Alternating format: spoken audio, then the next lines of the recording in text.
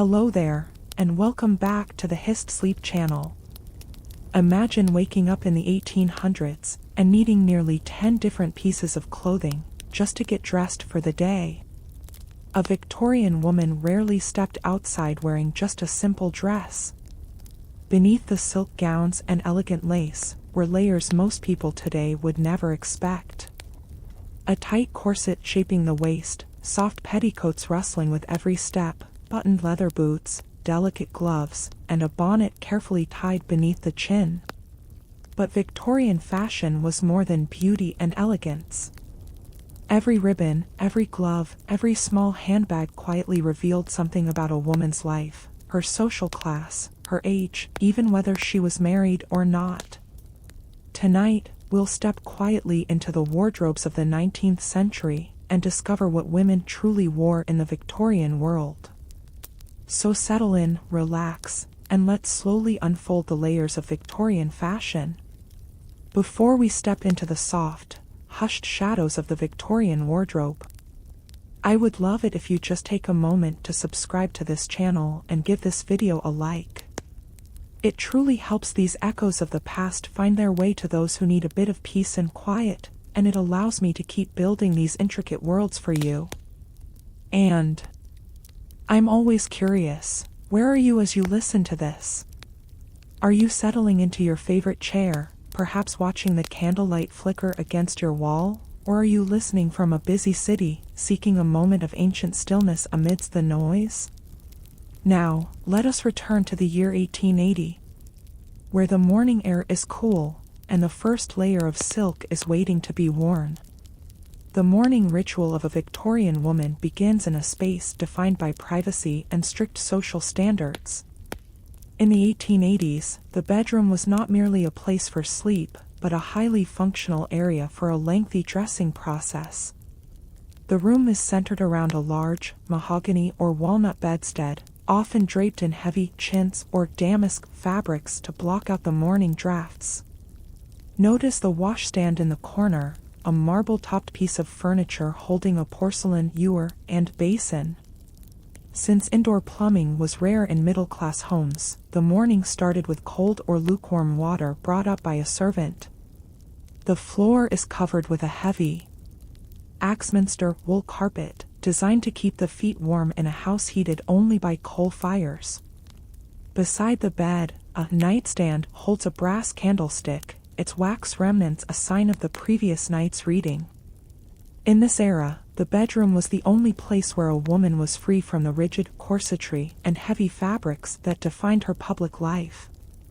The air is cool, smelling of beeswax polish used on the dark wood and the faint, herbal scent of potpourri kept in glass jars to freshen the room.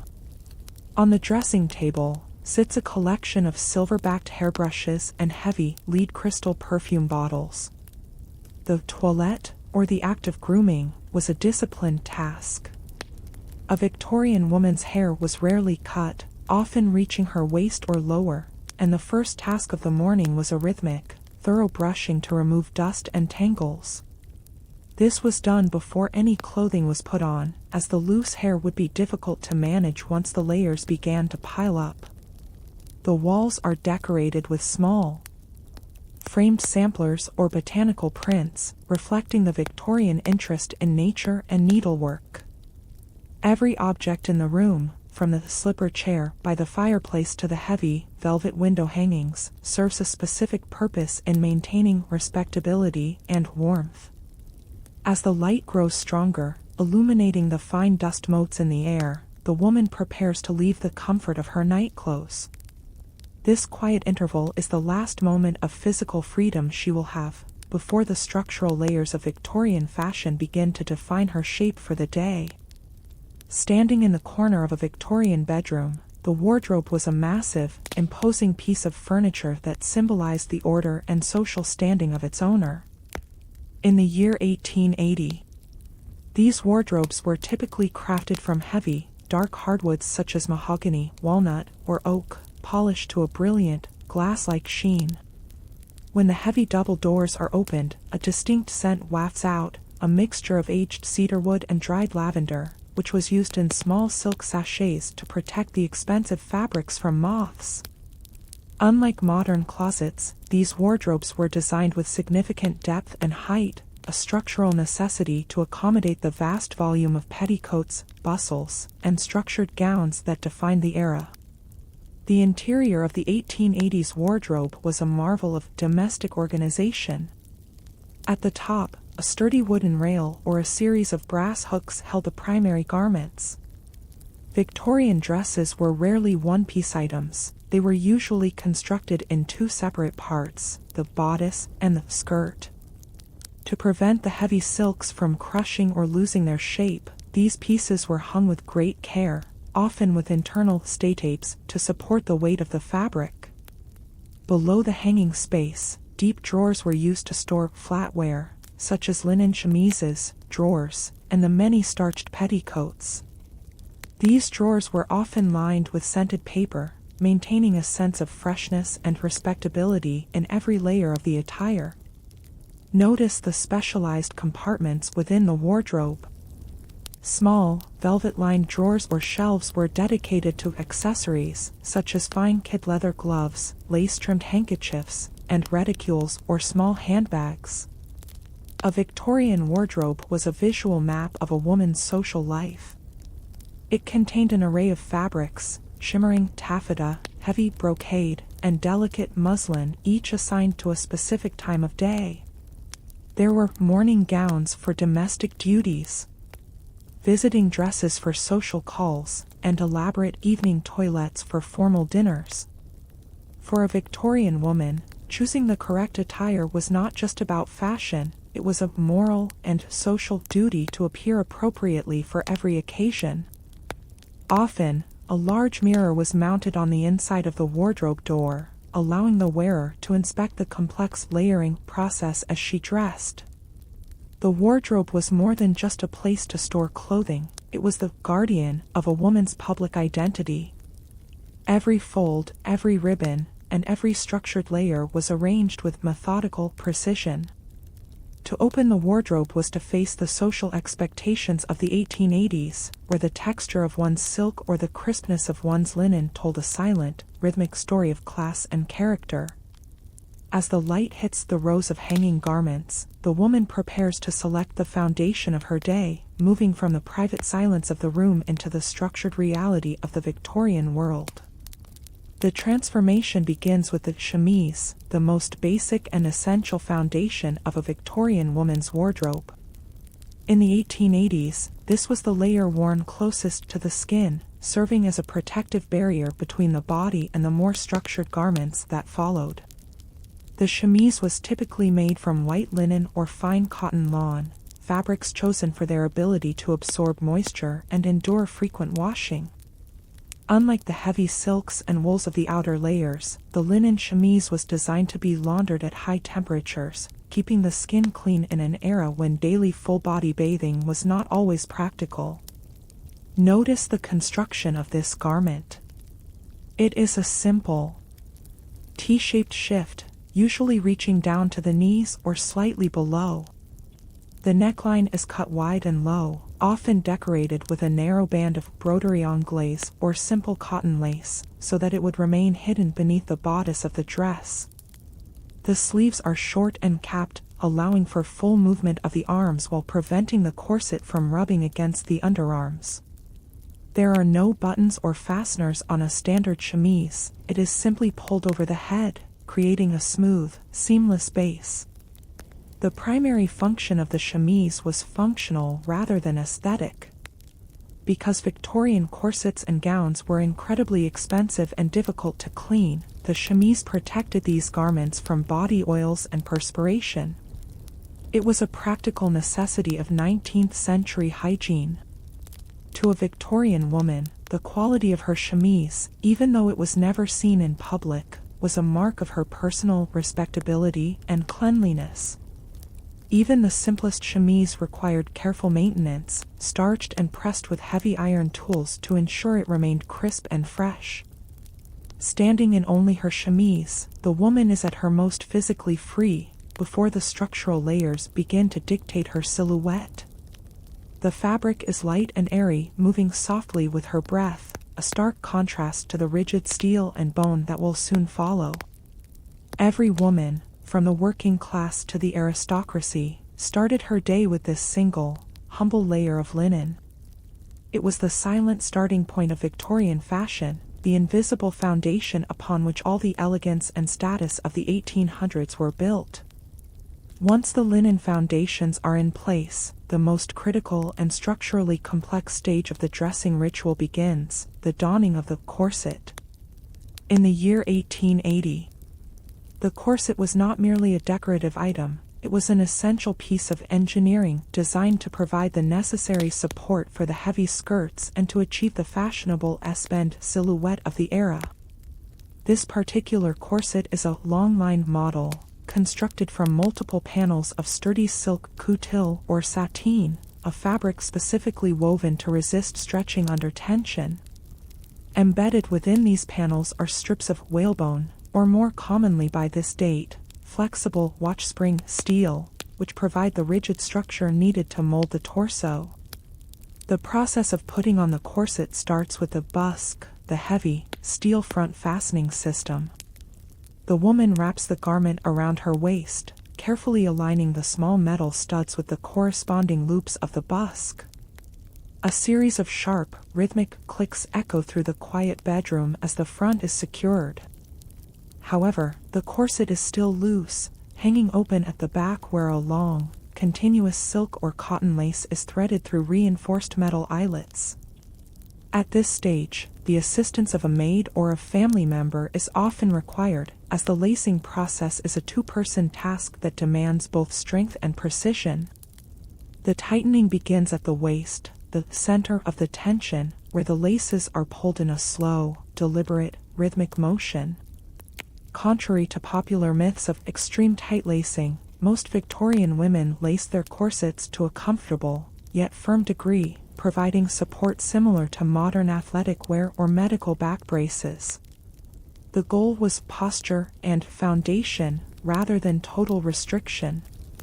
As the laces are tightened, the steel bones respond by straightening the spine and narrowing the waist, distributing the weight of the torso and preparing it to carry the several pounds of fabric that will soon follow. The excess lacing is then wrapped around the waist and tied in a secure, flat knot at the front or back. From a historical perspective, the corset was a symbol of moral and physical discipline. A well-laced woman was seen as a woman of standing and self-control, as the garment forced an upright, dignified carriage that was essential in Victorian social circles. Beneath the corset, the busks and bones create a stationary, solid frame, yet the flexible steel allows the wearer to breathe and move within the limits of 19th century decorum. It is a mechanical masterpiece of fashion, turning the natural human form into a structured, artistic base. As the corset is finally secured, the woman's silhouette is fundamentally altered. Her waist is defined, her chest is supported, and her back is held in a perfectly straight line. To complete this layer, a corset cover, a thin, sleeveless muslin bodice, is buttoned over the top. This serves to protect the outer dress from the metal hardware of the corset and to soften the rigid lines of the steel bones. She is now a figure of structure and strength, her body encased in a foundation that will dictate every movement, every breath, and every social interaction for the remainder of her day. With the corset securely fastened, the woman now moves toward the final, structural phase of her undergarments, the creation of the 1880s silhouette. This stage is defined by the bustle, or tournure, a mechanical device made of steel springs, horsehair padding, or stiffened fabric. In the year 1880, fashion had shifted toward the late bustle period, where the focus was on a sharp, dramatic protrusion at the back. As she ties the sturdy, twill ribbon around her waist, notice the soft, rhythmic clink of the metal springs, a sound that marks the transition from the soft linen to the rigid geometry of the era. The crinolette or the wire cage bustle is a marvel of Victorian engineering. It consists of several horizontal bands of spring steel, held together by vertical fabric tapes, designed to collapse when she sits and then, rhythmic, automatically spring back into shape when she stands. This scaffolding provides the necessary support for the heavy, elaborate skirts, preventing the fabric from dragging limply and ensuring a stationary, dignified posture. Even beneath the surface, there is a sense of order and discipline, a silent architecture that supports the grace of her every movement. Over the bustle, several petticoats must be layered to soften the lines of the steel cage. The first is often a flannel petticoat, essential for warmth in the drafty, coal-heated houses of the 19th century. This is followed by one or more white petticoats, made of starched cotton or linen, featuring rows of tucks and eyelet embroidery at the hem. As they are layered one by one, the air in the room begins to rustle with the sound of crinoline, a rhythmic, hollow noise that signals the growing weight of the outfit. This weight, though significant, is distributed evenly across the hips, creating a grounded, calming sensation for the wearer. The final layer before the dress is the dust petticoat, a highly starched, protective garment designed to catch the dirt of the London streets. Each layer is tied with drawstrings, the gathers focused at the back to enhance the bustle's shape, creating a masterpiece of preparation. This layering process was a symbol of social status and decorum, a methodical system that defined the grace, the posture, and the very essence of the woman. She stands now in a cloud of white linen and steel, a stationary, silent monument to the standards of the 1800s. Take a deep breath and feel the stillness of this private moment. The room is quiet, the fire in the grate is just beginning to crackle softly, and the scent of lavender and starched linen is all-encompassing. This is the peak of preparation, a moment of quiet reflection before the final, elegant transformation into the outer world. If this journey into the private layers of the past has brought you a sense of peace, I invite you to join our circle of quiet observers by liking this story and subscribing to our channel. Your presence here, much like a guest in this Victorian sanctuary, helps these echoes of history continue to breathe as we move toward the final silks and the beauty of the morning gown. With the hidden scaffolding of the bustle in place, the woman now begins to add the layers that provide the true soul and volume to her attire, the petticoats. In the mid to late Victorian era, a dress was never just a piece of fabric, it was a sculpture of textile, and that sculpture required a massive amount of internal support. The volume of a skirt was directly tied to the feminine ideal of the time, a narrow waist contrasted against a wide, bell-shaped lower body, symbolizing both domestic grace and social prosperity.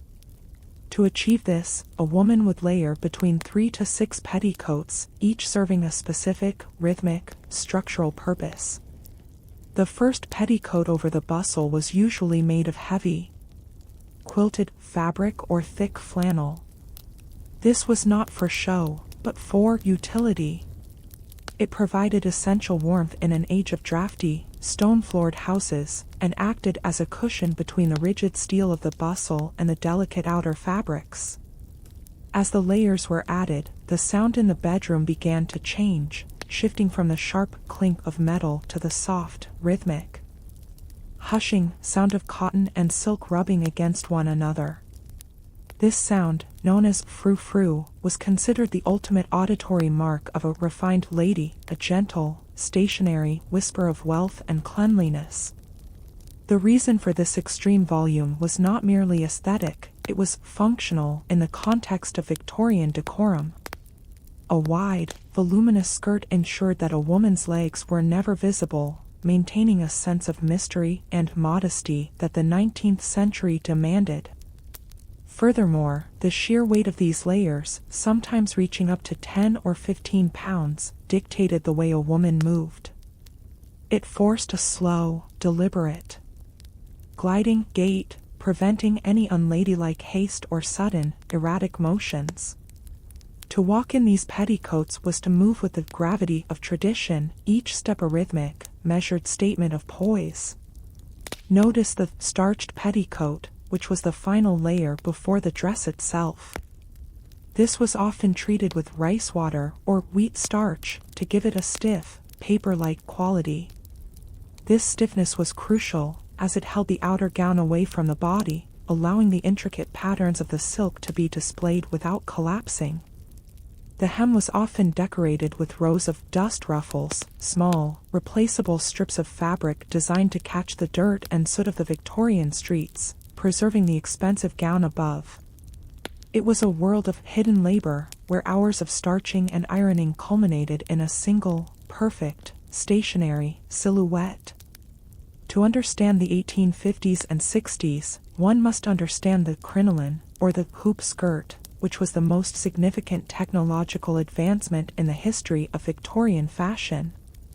Before the invention of the cage crinoline, women had to wear up to 7 or 8 heavy, starched petticoats, just to achieve a wide, bell-shaped silhouette. This was not only exhausting but also unhygienic and hot. In 1856, the introduction of the watch-spring steel hoop skirt revolutionized the industry, allowing for massive, rhythmic, architectural volume without the suffocating weight of fabric. The structure of the hoop skirt was a masterpiece of Victorian engineering. It consisted of a series of horizontal, concentric rings made of flexible, tempered steel, held together by vertical cotton tapes. These rings could be as narrow as 3 feet in diameter for a walking dress, or as wide as 6 or 7 feet for a formal evening gown. Notice how the steel rings are spaced apart, allowing the air to circulate freely beneath the skirt, a luxury Victorian women had never experienced before. The cage was suspended from the waist, distributing the weight of the outer gowns across the sturdy, stationary frame of the corset. This silhouette was more than just a trend, it was a symbol of industrial progress. The same steel that was building the bridges and railways of the British Empire was now being used to shape the bodies of its women. The hoop skirt allowed for the ideal Victorian shape, a tiny, handspan waist that exploded into a vast ocean of silk. However, the mechanical nature of the hoop skirt presented its own challenges. It was lively and unpredictable, often swinging or tilting when the wearer moved, necessitating a new set of physical skills for the Victorian lady. The crinoline also played a major role in social geography. Because of its immense width, it physically prevented anyone from standing too close to a woman, creating a natural, stationary barrier of respectability. In a crowded ballroom or a narrow hallway, the hoop skirt dictated the flow of the room, forcing people to move around the woman as if she were a solid, moving monument.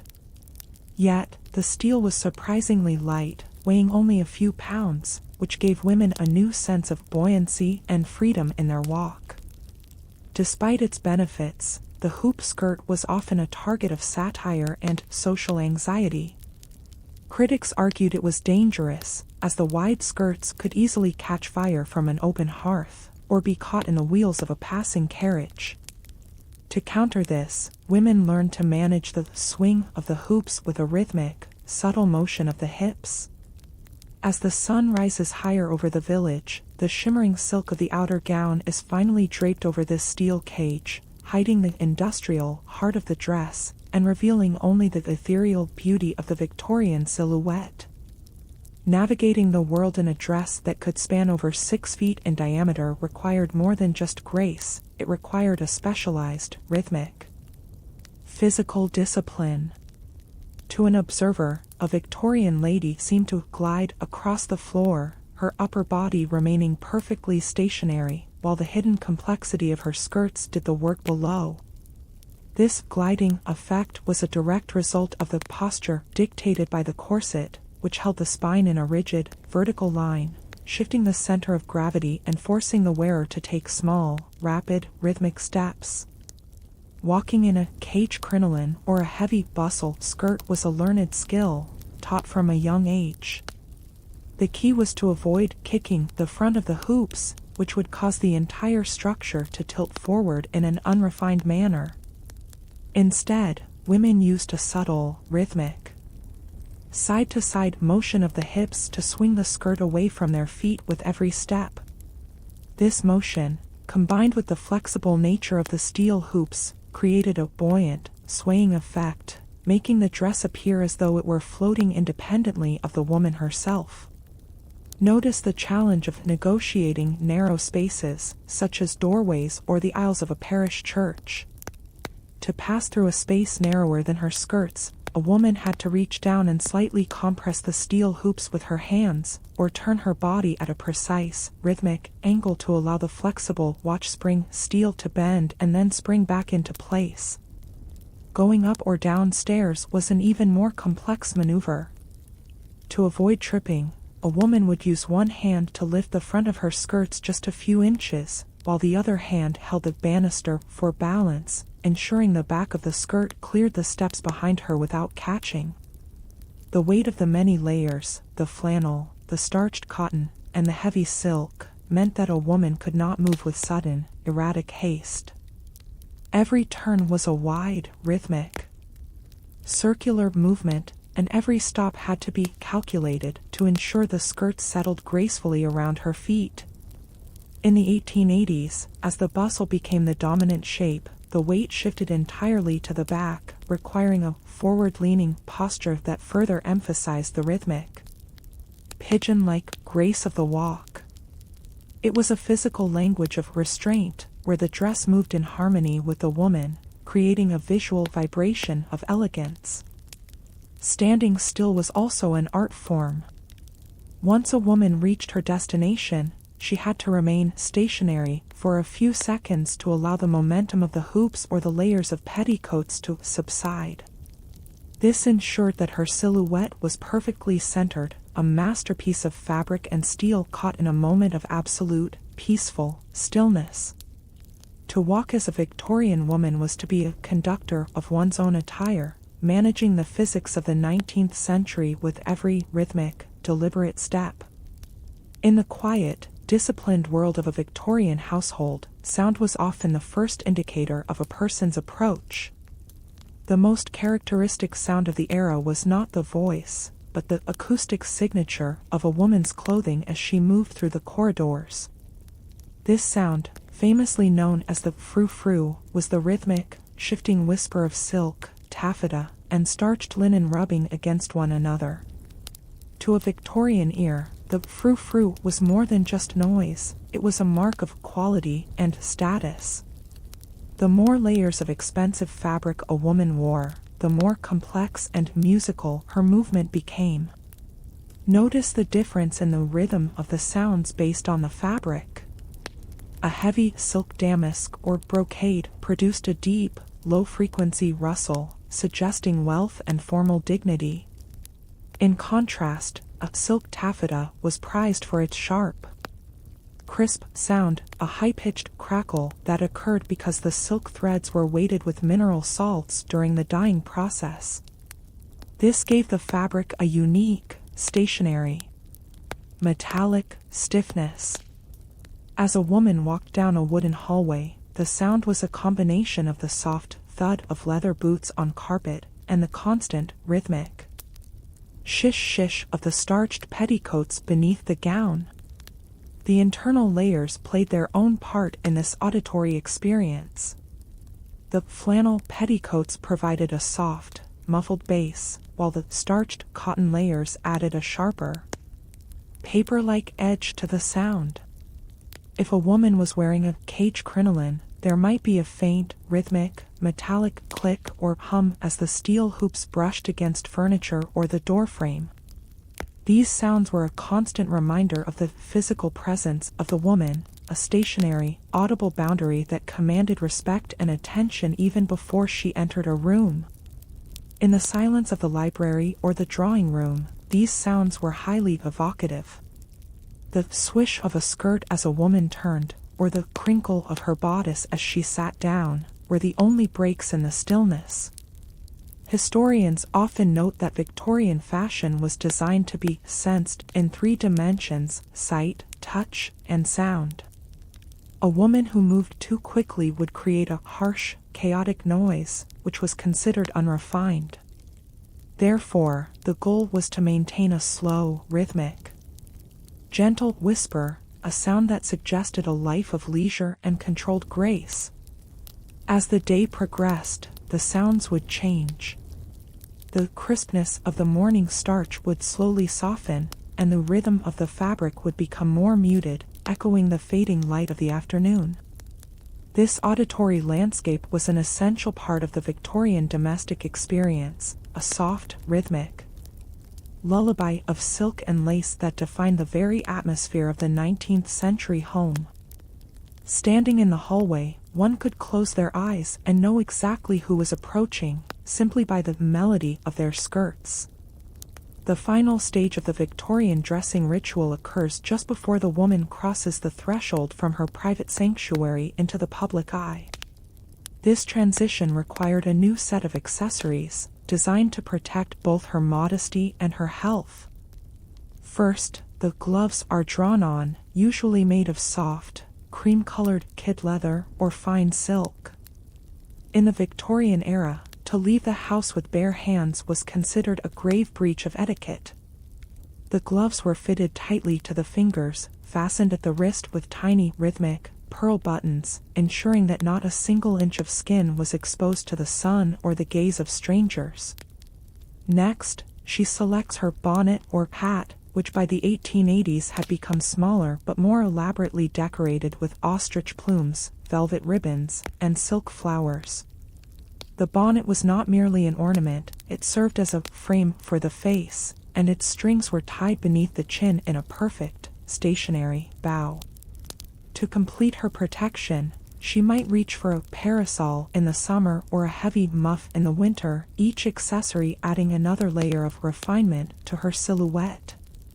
The final check in the tall, pier-glass mirror is a moment of absolute, silent scrutiny, ensuring that every ribbon, every pleat, and every fold of her heavy silk gown is in perfect, rhythmic alignment.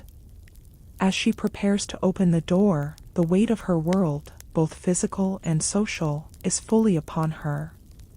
She is no longer just a woman, she is a sculpture of 19th century standards, a masterpiece of lace, steel, and discipline. The morning sun is now high, casting long, golden shadows across the mahogany floorboards. The house is quiet, save for the distant, rhythmic clink of a silver spoon against porcelain in the parlor. Take a deep breath, and feel the stationary peace of this final moment of preparation. The transformation is complete, and the private ritual of the morning has turned into a public statement of grace.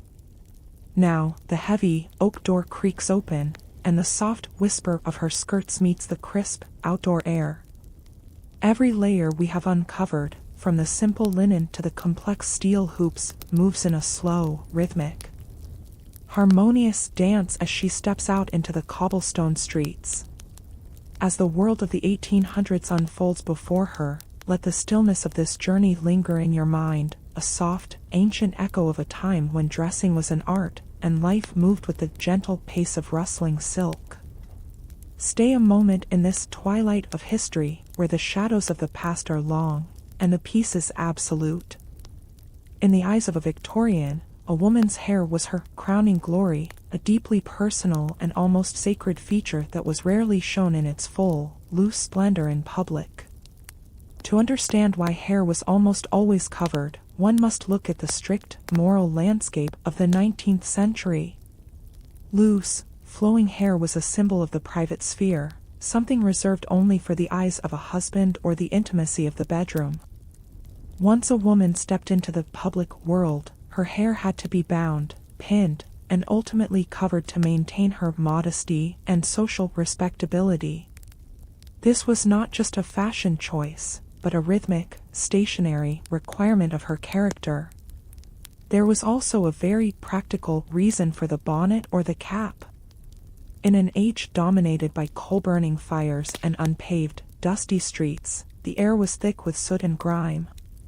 Washing long, waist-length hair was an exhausting and infrequent process, often taking an entire day to dry. Covering the head was a vital, rhythmic, hygienic necessity to keep the hair clean and protected from the harsh environment outside. A fine silk bonnet or a simple linen cap acted as a shield, preserving the gloss and health of the hair beneath, ensuring that when it was finally unpinned at night, it remained as pristine as the morning it was styled. Socially, the way a woman covered her hair indicated her stage of life. A young, unmarried girl might wear a smaller, more open hat that revealed more of her tresses, symbolizing her youth and availability in the marriage market. However, as soon as a woman married, her head covering became more substantial, signifying her transition into matronhood and domestic responsibility. To go bareheaded in public was often associated with the lower classes or women of questionable character. Therefore, the act of selecting a head covering was a daily affirmation of one's place in the world, a stationary, silent, but powerful communication of status. Notice the psychological effect of the bonnet. Its high sides and structured brim acted like blinkers, focusing the woman's gaze forward and preventing improper eye contact with strangers on the street. It created a private, portable sanctuary for her face, a space of quiet amidst the noise of the Victorian city. As she pins the fabric into place, she is not just adding an accessory, she is finalizing her social armor.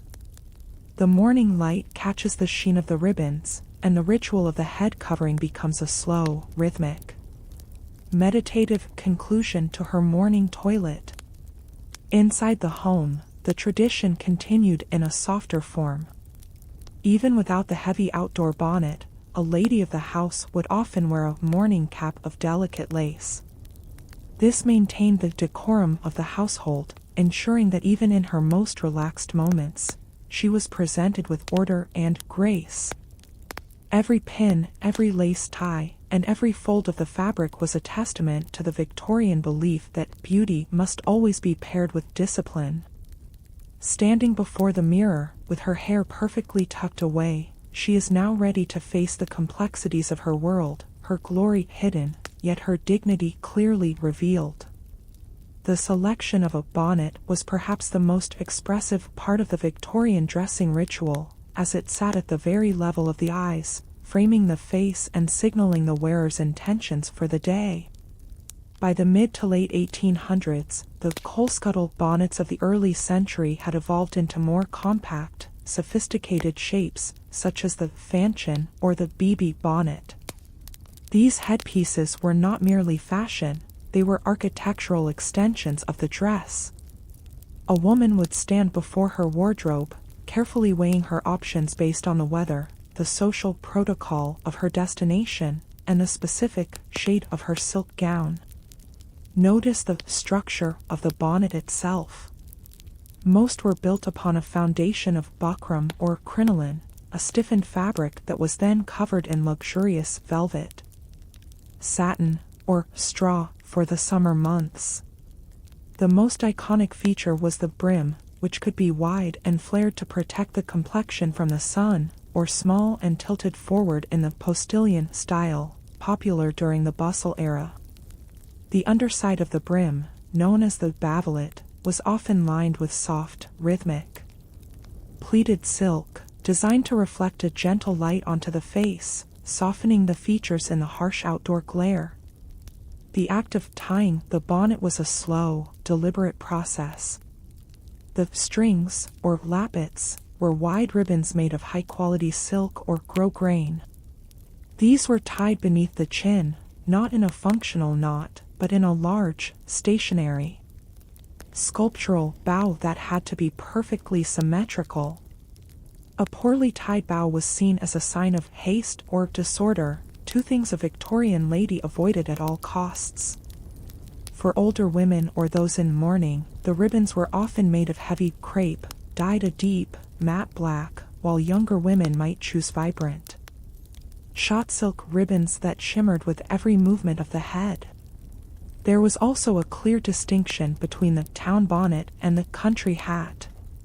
If she were going into the city for a social call, the bonnet would be formal, featuring tall, vertical decorations like ostrich plumes or aigrettes that added height and dignity.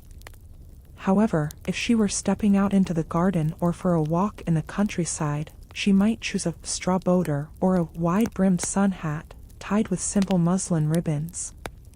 Each choice was a rhythmic, calculated response to the environment, ensuring that she was always appropriately framed for the world to see. As the final pin is pushed through the fabric to secure the bonnet to her hair, the transformation is absolute. The bonnet acts as a finial to the entire costume, balancing the volume of the skirts and the rigidity of the corset. She stands for a moment, her profile silhouetted against the morning light, feeling the stationary, secure weight of the velvet upon her head. The choice is made, the ribbons are set, and she is ready to step out, moving with the slow, rhythmic. While the elaborate bonnet was reserved for the world outside, the lace cap was the quiet, stationary guardian of a woman's domestic life. In the Victorian era, especially for married women and those of a certain age, being bareheaded even inside the home was often considered too informal. As soon as the heavy outdoor bonnet was removed, it was replaced by a delicate indoor cap, a garment that symbolized her role as the angel of the house. These caps were not meant for warmth, but were intricate, rhythmic sculptures of lace and muslin that spoke of a woman's refinement and her attention to the small details of propriety. The construction of these caps was a testament to the Victorian love for needlework. They were typically made from the finest Huntington or Brussels lace, or sheer white-on-white embroidery known as white work. The shape was often small and circular, sitting atop the back of the head, or a fanchon style that draped softly over the ears. Notice the way the lace catches the light from the parlor window, a stationary, fragile halo that framed the face without the restrictiveness of a bonnet. For a Victorian woman, the morning cap was her first accessory of the day, worn while managing household accounts or overseeing the domestic staff, ensuring she remained composed from the moment she left her bedroom. Socially, the lace cap served as a subtle visual code. For a widow, the cap was made of heavy white crepe or plain net, a stationary, somber sign of her mourning status. For the matron of the house, the cap was more substantial, often featuring lappets, long strips of lace that hung down to the shoulders. Younger, unmarried women were the only ones permitted to go without caps indoors, though they often wore decorative hairnets or snoods made of silk chenille to keep their braids in place. The act of putting on a cap was a rhythmic, ritualistic transition, signaling that the woman was now in her private kingdom, dedicated to the order and comfort of her family. Maintenance of these caps was a delicate task that required extreme patience. Because the lace was so fragile, they could not be washed with the heavy linens. Instead, they were carefully pinned to a padded board and dabbed with mild soapy water, then starched with gum arabic to give the lace a crisp, stationary structure. A well-maintained cap, free from yellowing or creases, was a direct reflection of a woman's domestic standards. It showed that even in the privacy of her home, she did not succumb to sloth, but remained a figure of discipline and aesthetic beauty.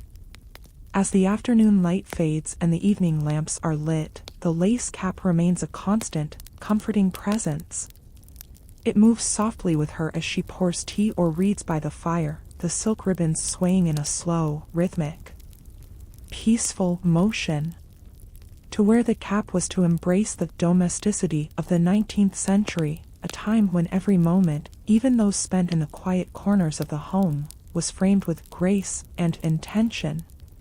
The cap was the final, delicate finishing touch to a woman's indoor identity, a whisper of lace that bridged the gap between the public person and the private soul. If the structure of the bonnet was its skeleton, then the ribbons, flowers, and feathers were its soul. In the 1880s, the decoration of a woman's headwear was a sophisticated, rhythmic display of her personality and her awareness of the season. These were not merely random ornaments, they were chosen with botanical and artistic precision. A single bonnet could hold a miniature garden of silk roses, forget-me-nots, or lily of the valley, each handmade with such realism that they often appeared to be freshly plucked from a Victorian conservatory.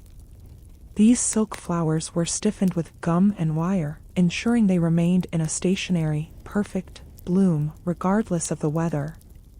The use of ribbons was the most dynamic element of bonnet decoration. Beyond the functional strings that tied beneath the chin, elaborate loops and bows of velvet, satin, and moire silk were clustered at the crown or the back. The moire ribbon was particularly prized for its watered appearance, which caught the light in a rhythmic, shimmering, wave-like pattern. These ribbons were often wired at the edges, allowing the milliner to sculpt them into tall, architectural butterfly shapes that added height to the silhouette.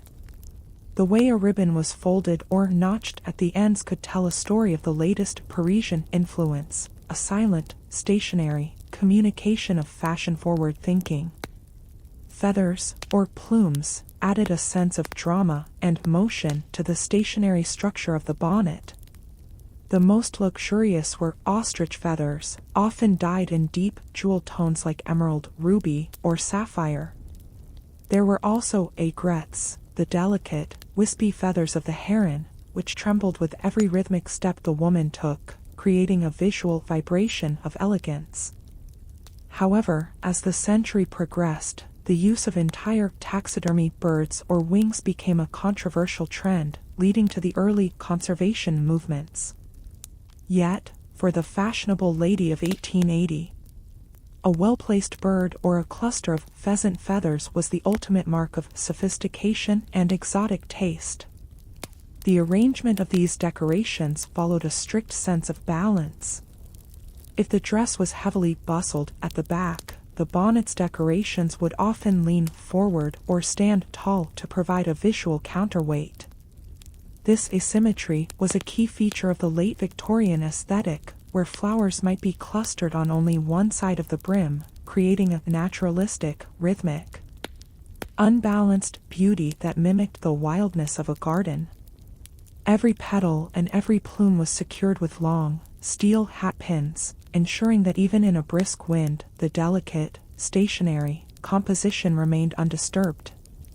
While the elaborate bonnet was reserved for the world outside, the lace cap was the quiet, stationary guardian of a woman's domestic life.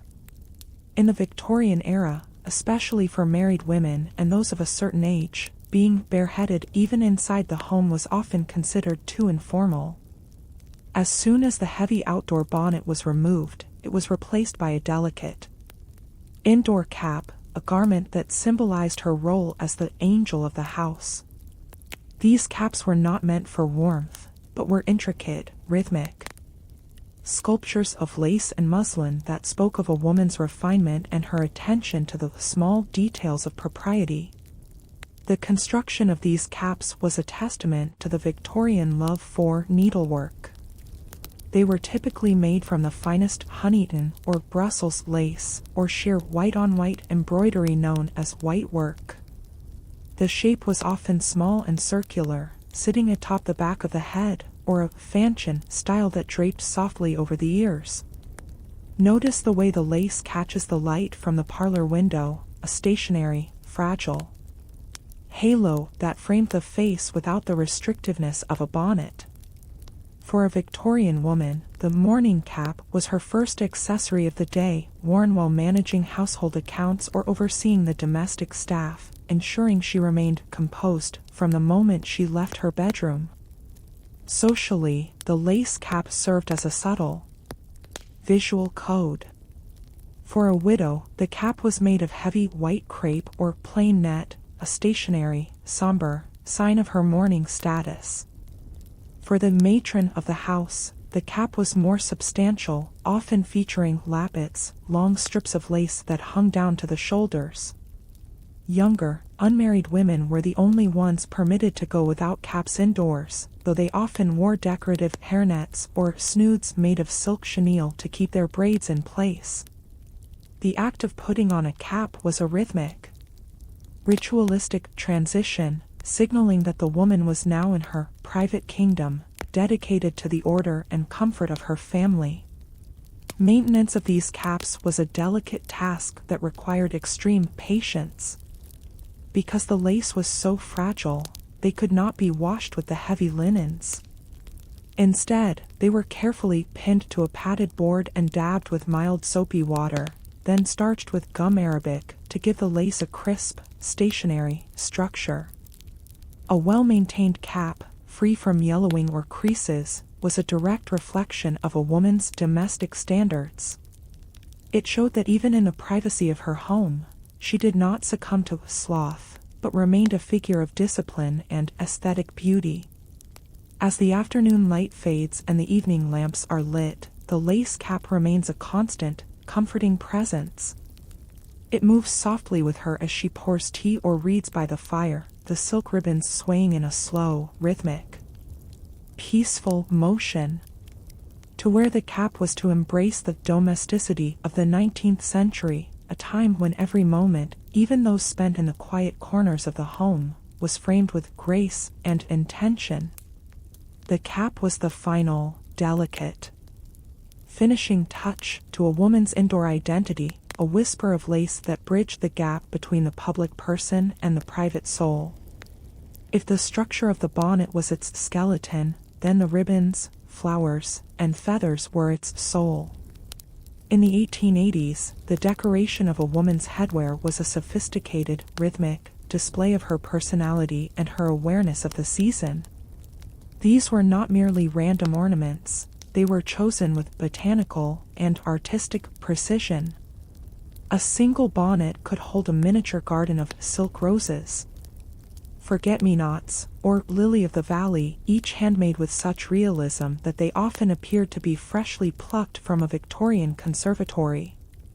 These silk flowers were stiffened with gum and wire, ensuring they remained in a stationary, perfect bloom regardless of the weather. The use of ribbons was the most dynamic element of bonnet decoration. Beyond the functional strings that tied beneath the chin, elaborate loops and bows of velvet, satin, and moire silk were clustered at the crown or the back. The moire ribbon was particularly prized for its watered appearance, which caught the light in a rhythmic, shimmering, wave-like pattern. These ribbons were often wired at the edges, allowing the milliner to sculpt them into tall, architectural, butterfly shapes that added height to the silhouette. The way a ribbon was folded or notched at the ends could tell a story of the latest Parisian influence, a silent, stationary communication of fashion-forward thinking. Feathers, or plumes, added a sense of drama and motion to the stationary structure of the bonnet. The most luxurious were ostrich feathers, often dyed in deep jewel tones like emerald, ruby, or sapphire. There were also aigrettes, the delicate, wispy feathers of the heron, which trembled with every rhythmic step the woman took, creating a visual vibration of elegance. However, as the century progressed, the use of entire taxidermy birds or wings became a controversial trend, leading to the early conservation movements. Yet, for the fashionable lady of 1880, a well-placed bird or a cluster of pheasant feathers was the ultimate mark of sophistication and exotic taste. The arrangement of these decorations followed a strict sense of balance. If the dress was heavily bustled at the back, the bonnet's decorations would often lean forward or stand tall to provide a visual counterweight. This asymmetry was a key feature of the late Victorian aesthetic, where flowers might be clustered on only one side of the brim, creating a naturalistic, rhythmic, unbalanced beauty that mimicked the wildness of a garden. Every petal and every plume was secured with long, steel hat pins, ensuring that even in a brisk wind, the delicate, stationary composition remained undisturbed. In the rigid social hierarchy of the 1800s, a woman's hands were a direct reflection of her status and purity. To appear in public with bare hands was not just a fashion faux pas, it was an act of exposure that a Victorian lady would never consider. Gloves were the final, stationary barrier between the individual and the world. They served a dual purpose: to protect the skin from the harsh elements, maintaining that prized porcelain paleness, and to signify that the wearer was a woman of leisure, someone whose hands were not subjected to the toil of manual labor. Every time she stepped out, the rhythmic, careful act of drawing on her gloves was the ultimate signal of readiness. The etiquette of gloves was incredibly complex, requiring a woman to know exactly when to keep them on and when to remove them.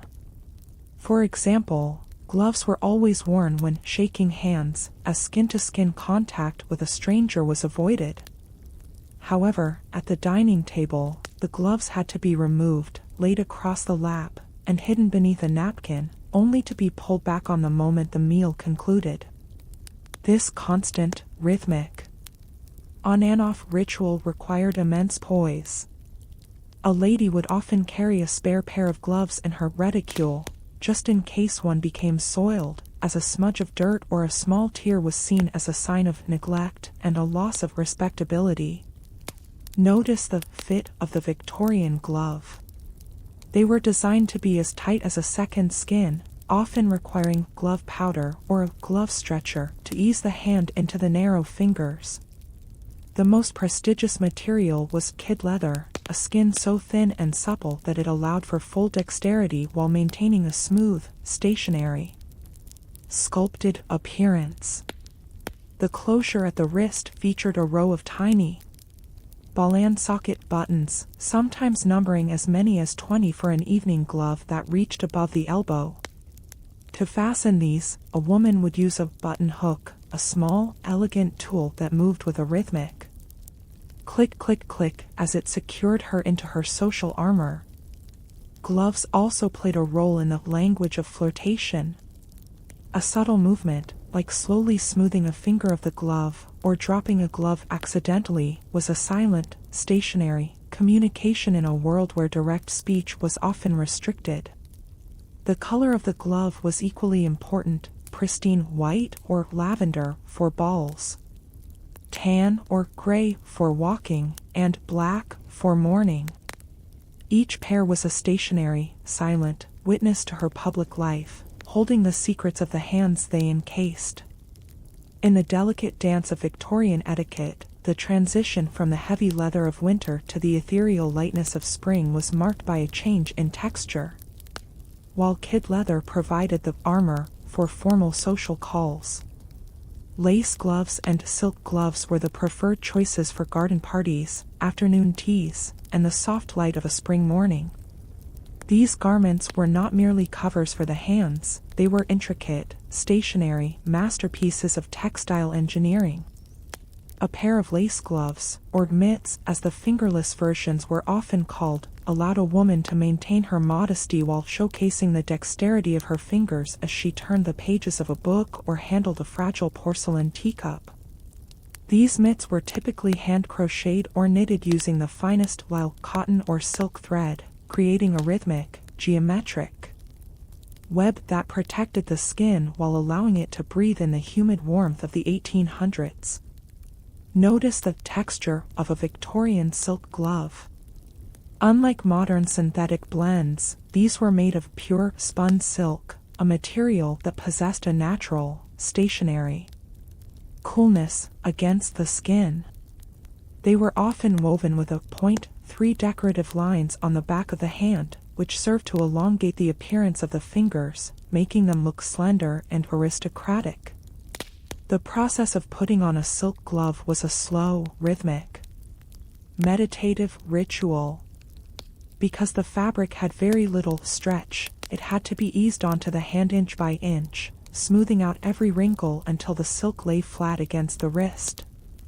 To a Victorian woman, the fit of her glove was a testament to her neatness. A loose or sagging glove was a sign of a careless nature, whereas a glove that fit like a second skin spoke of a woman who was composed, stationary, and entirely in control of her domestic sphere. As the hands were encased in silk, the wrist required its own crowning jewel, the reticule. In the early 19th century, women had used pockets hidden deep within their many layers of petticoats, but as the silhouette of the 1880s became more streamlined at the front, these internal pockets became impractical. Thus, the handbag or reticule became an external necessity. Originally mocked as reticules, these small bags evolved into the ultimate, stationary status symbol. They were never large, as a lady of standing was never expected to carry anything heavy or utilitarian. Instead, the reticule was a small, rhythmic pouch, designed to hold only the most essential, elegant, personal items. The materials used for these bags were a celebration of decorative arts. A woman might choose a beaded reticule for a formal evening, constructed from thousands of tiny, microscopic, glass seed beads imported from Venice or Bohemia. These beads were hand-sewn onto a silk or velvet base, depicting intricate botanical scenes, romantic landscapes, or complex heraldic patterns. As she walked, the light would catch the facets of the glass, creating a rhythmic, shimmering starlight effect that complemented the rustle of her skirts. For daytime use, a reticule made of Berlin woolwork or fine tapestry was more common, featuring soft, muted, earth-toned threads that signaled a more modest, domestic elegance. The mechanical opening of the reticule was a detail of pure Victorian charm. Many featured a drawstring closure, where two lengths of heavy silk cord were pulled in opposite directions. The sound of the silk sliding against itself was a soft, rhythmic hush, a sound that signaled a moment of private access in a public space. Other reticules were fitted with gate frames or expanding metal closures, crafted from polished brass or silver. These frames functioned like a rhythmic, stationary accordion, snapping shut with a satisfying, elegant click that ensured her secrets were safely tucked away. The bag was usually carried by a long, twisted, silk cord looped around the wrist, allowing it to dangle gracefully, swinging in a slow, rhythmic pendulum motion with every gliding step she took. Inside these small vessels, the world of the Victorian woman was contained. A lace-trimmed handkerchief, a small bottle of smelling salts, a tiny, ivory-backed mirror, and perhaps a calling card case made of mother of pearl. The reticule was her portable sanctuary. It bridged the gap between the hidden world of her petticoats and the visible world of her gown. To see a woman holding her reticule with her silk-gloved hands was to see a portrait of absolute Victorian harmony. The textures of the silk, the lace, the velvet, and the glass beads all worked together to create a visual symphony of status and grace. As we linger on these small, elegant objects, take a deep breath and feel the stillness of the craftsmanship. In our modern world of plastic and speed, the Victorian reticule and the lace glove remind us of a time when every object was intentional, every stitch was meaningful, and every accessory was a stationary, rhythmic tribute to the art of living well. Imagine the weight of the beads in your palm, the coolness of the silk against your skin, and the quiet, peaceful serenity of a morning where the only task was to be appropriately and beautifully adorned. This is the soul of the 1800s, hidden in the folds of a silk bag and the delicate weave of a lace glove, a world of order, beauty, and uninterrupted peace. As the Victorian woman prepares to cross the threshold of her home, her hand rests upon her reticule, a small, elegant vessel that holds the very essentials of 19th century social survival. Because her lifestyle was governed by strict codes of decorum and etiquette, the contents of her bag were not random, they were a curated collection of objects designed to maintain her composure in any situation. The most vital item tucked within the silk lining was the calling card case.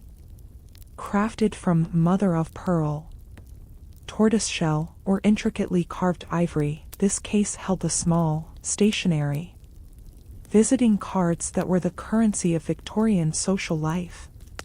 To leave a card at a friend's home was a rhythmic, symbolic gesture of respect, and the case itself was a masterpiece of miniature craftsmanship, a stationary, silent messenger of her status. Beside the card case, one would always find a handkerchief, but not merely a functional one.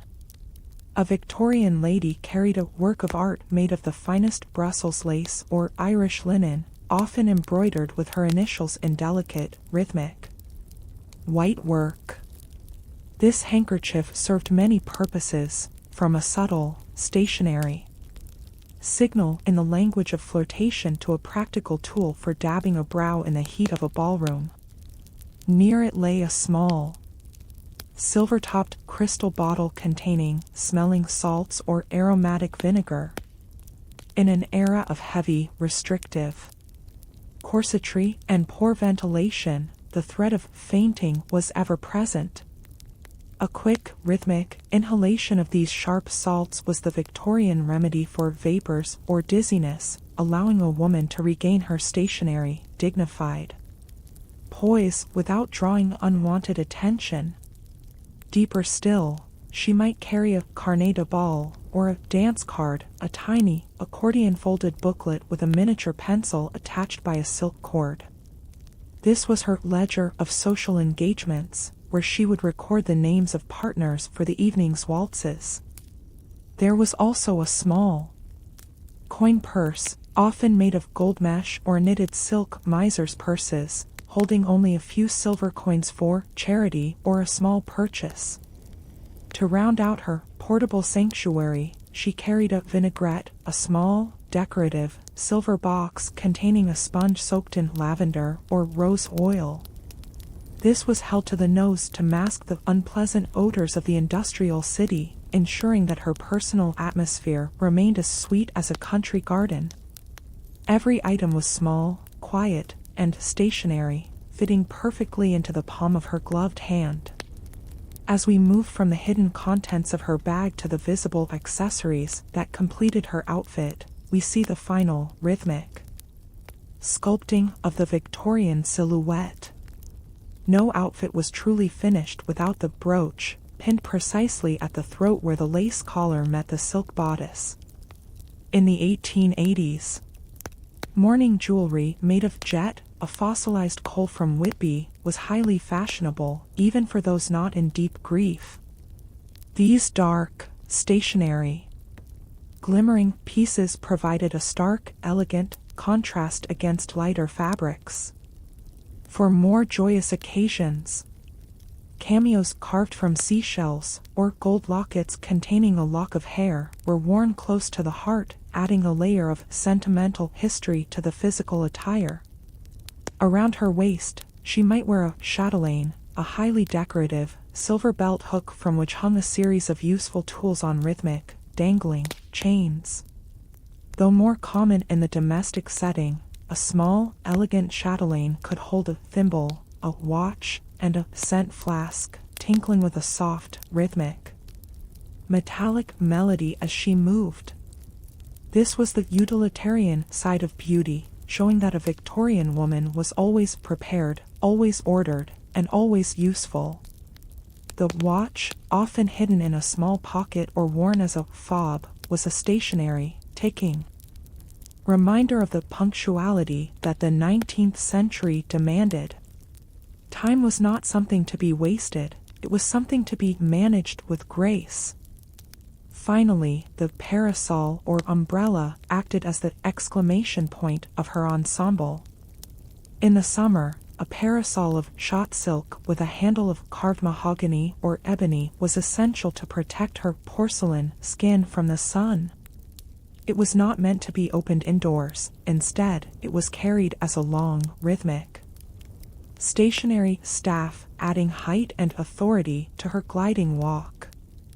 When opened, it created a private, mobile halo of shade, the rhythmic thwack of the silk canopy opening being one of the most iconic sounds of a Victorian afternoon. Take a deep breath and feel the stationary piece of a woman fully adorned. Every brooch is pinned, every coin is in its purse, and the parasol is ready in her hand. The transformation from the private woman to the public lady is now complete.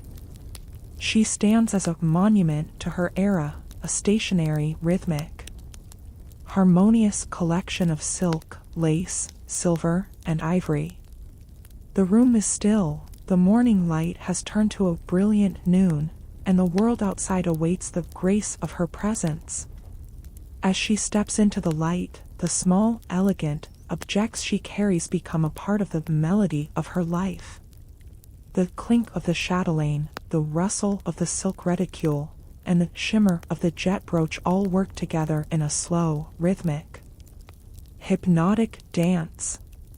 This is the poetry of Victorian fashion, a world where the smallest accessory was a tribute to the beauty of order.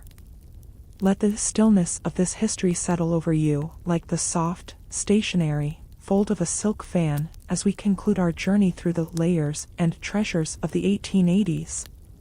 The past is not gone, it is simply waiting, quiet, and perfectly adorned, in the shadows of our memory. As we move our gaze downward, past the voluminous layers of petticoats and the sweeping hems of silk, we encounter the foundations of a Victorian woman's movement, her boots. In the 1880s, the most iconic footwear was the button boot, an elegant, stationary masterpiece of leathercraft that hugged the ankle with a precision unknown to modern times. These were not merely shoes, they were high-top ankle boots made of soft, glacé kid leather or sturdy Morocco leather, designed to provide support while maintaining a slender, tapered appearance. The silhouette of the foot was as much a part of the ideal form as the waist, and a well-fitted boot was the ultimate mark of a disciplined lady. The defining feature of these boots was the row of tiny, ebony or mother-of-pearl buttons that ran along the side. Fastening these was perhaps the most methodical part of the morning ritual. It required a specialized button hook, a long, silver tool that was looped through each buttonhole to pull the stubborn buttons into place. One by one, from the ankle to the mid-calf, the rhythmic click of the metal hook against the leather created a slow, stationary, staccato melody. This process ensured that the boot remained perfectly snug, preventing any unrefined slouching of the leather as she walked through the city streets. To wear button boots was to accept a commitment to patience, a daily ritual that anchored her to the deliberate pace of the century. Notice the heel of the 1880s boot, known as the Lewis heel or Spanish heel. It was not excessively high, but it possessed a graceful, stationary, inward curve that shifted the weight toward the ball of the foot. This slight elevation was crucial for the Victorian glide, forcing the wearer to maintain a straight, upright posture even when navigating uneven terrain. The soles were made of thick, hand-stitched leather, offering a stationary, solid barrier against the cool dampness of the earth. Inside, the boots were often lined with silk or fine flannel, providing a hidden layer of coziness that only the wearer could feel. The aesthetics of the ankle boot were carefully chosen to match the time of day. A morning boot might be made of simple, matte, black calfskin, while a more formal afternoon boot could feature cloth uppers made of silk satin or fine wool, matching the color of the walking gown. This harmony between the shoe and the dress created a seamless, visual flow from head to toe. As she stands now, the leather firm against her skin, she feels a sense of grounded elegance. The boots are tight, the buttons are secure, and the stationary weight of the shoes prepares her for the slow, measured journey ahead. Take a deep breath, and imagine the sensation of being laced and buttoned into such structure. There is no haste here, only the slow, rhythmic preparation for a world that values every step. The floorboards beneath her feet are cool, the morning light is now a clear, steady beam, and the sound of her own heartbeat seems to match the stationary rhythm of the button hook. We are nearly ready to step outside, where the leather will meet the stone, and the story of the Victorian city will begin to unfold beneath her. Graceful heels. As the Victorian lady prepares to leave the threshold of her home, she must consider the topography of the world outside. The city streets of the 1880s were a challenging landscape of granite sets, uneven cobblestones, and the ever-present dampness of a coal-smoked atmosphere. For this, her walking shoes or Balmoral boots were engineered with a stationary fortitude. Unlike the delicate slippers of the parlor, these walking shoes featured thick, multi-layered leather soles, often reinforced with small, stationary steel nails to provide traction on slippery surfaces.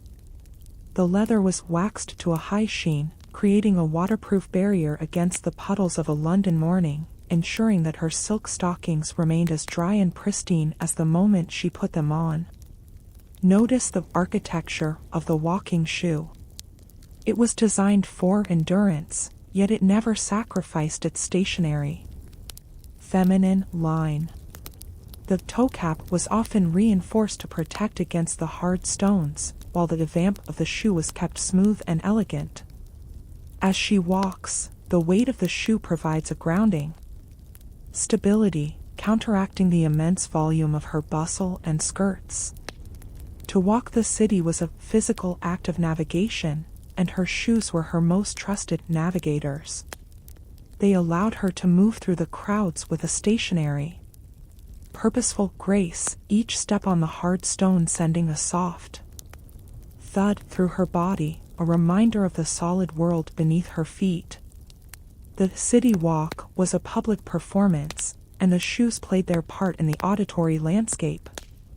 There was a specific authority in the sound of a leather-soled boot striking the pavement. It was a sound of presence, a stationary, audible declaration of a woman who was going somewhere with intention. Whether she was heading to a social call, a charity committee, or a fashionable emporium, the steady clack of her heels against the cobblestones was the heartbeat of her public life. This was the outer shell of her identity, rugged, polished, and entirely unyielding to the elements. However, as soon as the heavy oak door closes behind her and she returns to the sanctuary of her home, a profound softening occurs. The walking boots are unbuttoned with a sense of relief, and she transitions into the world of delicate slippers. Inside the home, the hard, stationary leather is replaced by the softest velvet, satin, or kid skin. These slippers, often called morning slides or house shoes, were the ultimate expression of domestic coziness. They had almost no heel, and the soles were made of thin, flexible felt or chamois leather, designed to glide silently across the thick Axminster carpets without making a sound. The house slipper was a canvas for a woman's own handicraft. It was common for a lady to spend her quiet, stationary evenings embroidering her own slipper tops with Berlin woolwork or silk thread flowers. To wear a slipper that she had decorated herself was a point of domestic pride. These slippers were often lined with quilted silk or rabbit fur, providing a warm cocoon for the feet after a long day of public duties. In the privacy of the drawing room, the slipper was a symbol of informality, though still a very disciplined kind of informality. It allowed her to move like a shadow, a stationary presence that brought peace to the household. Notice the contrast in the sensory experience. Where the walking boot was rigid and vocal, the house slipper was supple and hushed. As she rests her feet on a tapestry footstool by the fire, the soft velvet of the slipper catches the flickering light of the hearth, creating a rhythmic, shimmering glow. The transition from the street to the parlor was not just a change of location, it was a transition of soul, from the stationary armor of the city to the rhythmic gentleness of the home. Every stitch in her slipper, every ribbon tie, was a tribute to the peace she cultivated within her own walls. The house shoe also served a social purpose during at-home days, when guests would visit for tea. On these occasions, the slippers would be more ornate, featuring steel buckles, silk rosettes, or marabou feathers at the toe. They were designed to be seen when she sat, peeking out from beneath the hem of her tea gown like a small, stationary jewel. It was a reminder that even in her most relaxed state, a Victorian woman was always framed by beauty. The slipper was the finishing touch to her domestic silhouette, a stationary, rhythmic whisper of elegance that smoothed her path through the rooms of her life. Take a deep breath and feel the shift from the hard, cold stone of the city to the warm, soft embrace of the carpet. Imagine the rhythmic, satisfying click of the boot hook as the walking shoes are removed, and the stationary, gentle slide of the velvet slipper as it takes its place.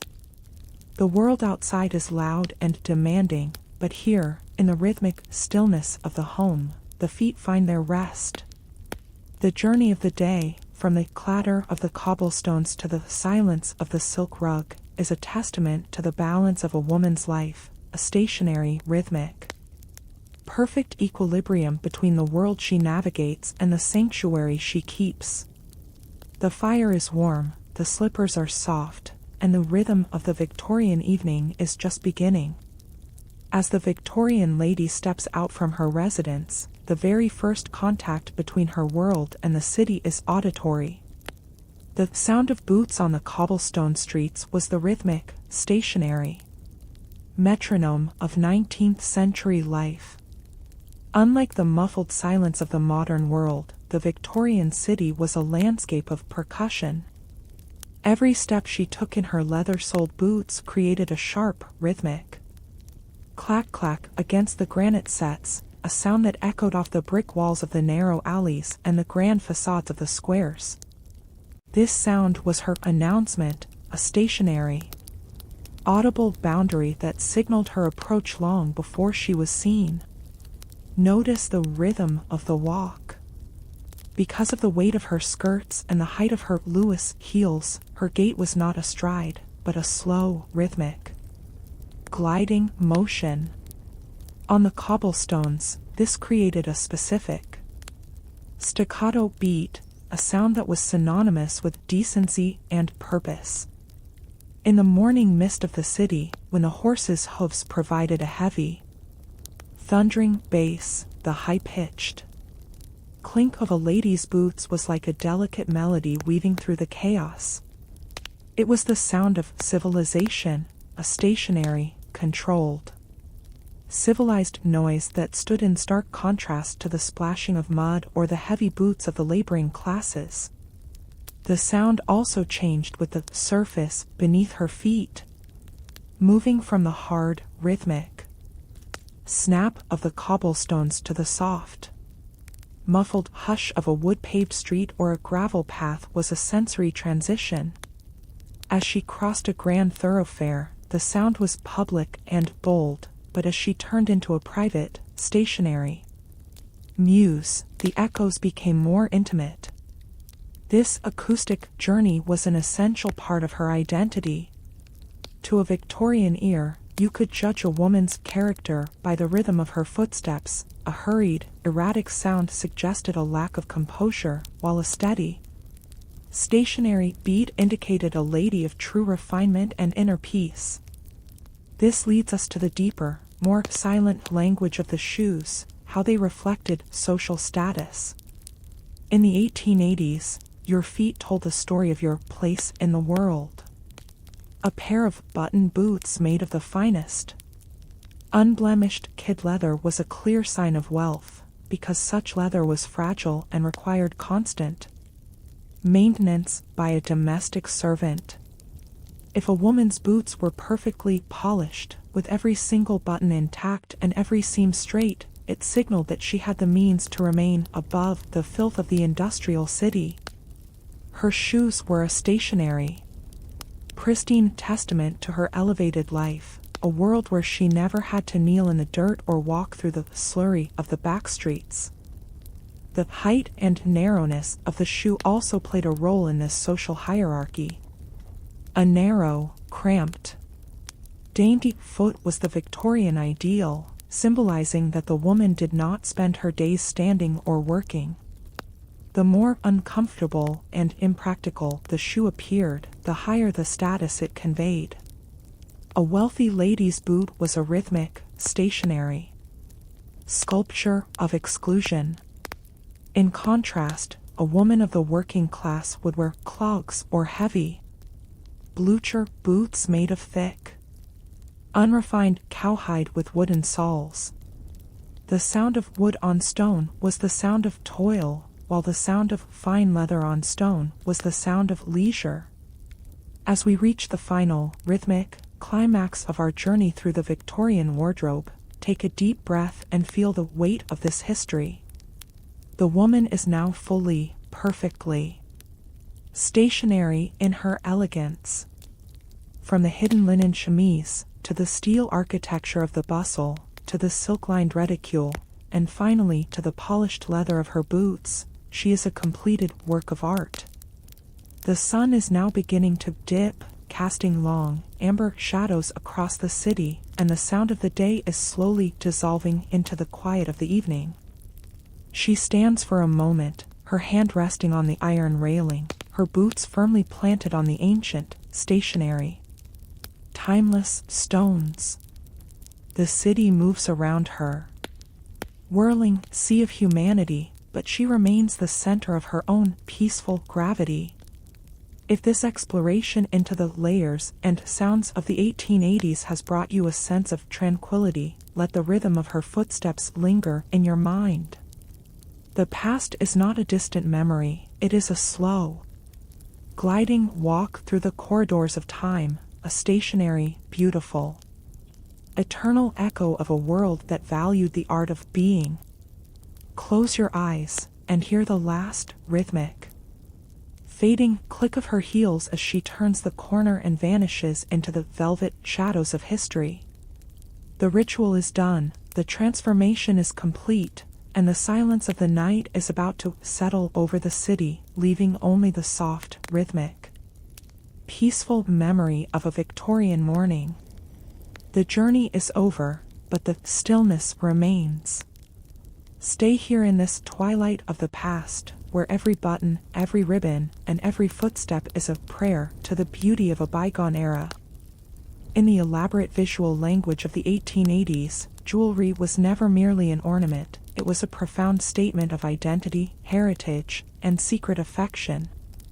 As a Victorian lady reached the final stages of her toilet, she would turn to her velvet-lined jewelry casket to select her brooch. This piece was the central anchor of her attire, fastened precisely at the hollow of her throat where the high lace collar met the silk of her bodice. The brooch served a dual purpose. It was a functional pin that secured her neckline, but it was also a stationary masterpiece of gold and gemstone that drew the eye upward toward her face. Among the most cherished styles was the cameo, meticulously hand-carved from seashells or agate to reveal a pale, delicate silhouette against a darker background. These miniature sculptures often depicted classical goddesses or idealized feminine profiles, framed in twisted gold wire or seed pearls. The act of pinning the brooch required a steady hand and a patient gaze into the mirror. As the steel pin pierced the heavy silk, there was a faint, satisfying resistance before it clicked into its safety catch. In that moment, her silhouette gained a focal point, a shimmering emblem of her refinement and grace that remained unmoved as she glided through her day. While the brooch was a public declaration of status, the locket was a sanctuary for the private heart. Suspended from a fine gold chain or a heavy velvet ribbon, the locket rested near the breast, rising and falling with the wearer's breath. These golden vessels were often chased with botanical engravings, ivy leaves for constancy, or lilies for purity. To the Victorian mind, the true value of a locket lay within its hidden chamber. Upon pressing a tiny, concealed spring, the locket would hinge open to reveal a lock of hair from a child, a parent, or a suitor, or perhaps a hand-painted miniature portrait. The locket was a vessel of memory, a way to carry one's loved ones through the silent corridors of the house and out into the bustling city. It was a tactile comfort. In moments of solitude, a lady might instinctively reach for the cool, polished metal, finding solace in the permanence of the object against her skin. Whether it was an oval of plain polished gold, or a heart encrusted with forget-me-not turquoises, the locket was a bridge between the visible and the invisible. It was a whisper of the past worn in the present, a small, elegant treasure that ensured her most precious stories were always kept close, stationary and secure, beneath the watchful gaze of society. For the Victorian woman, the daytime hours demanded a beauty that was subtle, luminous, and entirely composed. As she turns away from the heavy gold of her lockets, she reaches for the pearl necklace, the ultimate symbol of purity and social standing. In the 1880s, pearls were not merely gems, they were considered living jewels, believed to possess a soft, stationary inner glow that mirrored the modesty of a true lady. A single strand of creamy Bosra pearls, resting against a high silk collar, provided a visual bridge between her attire and her skin. Each pearl was selected for its perfect orb-like symmetry, and as she fastens the small, gold tongue-and-groove clasp, she feels the cool, weighted serenity of the gems settling against her throat.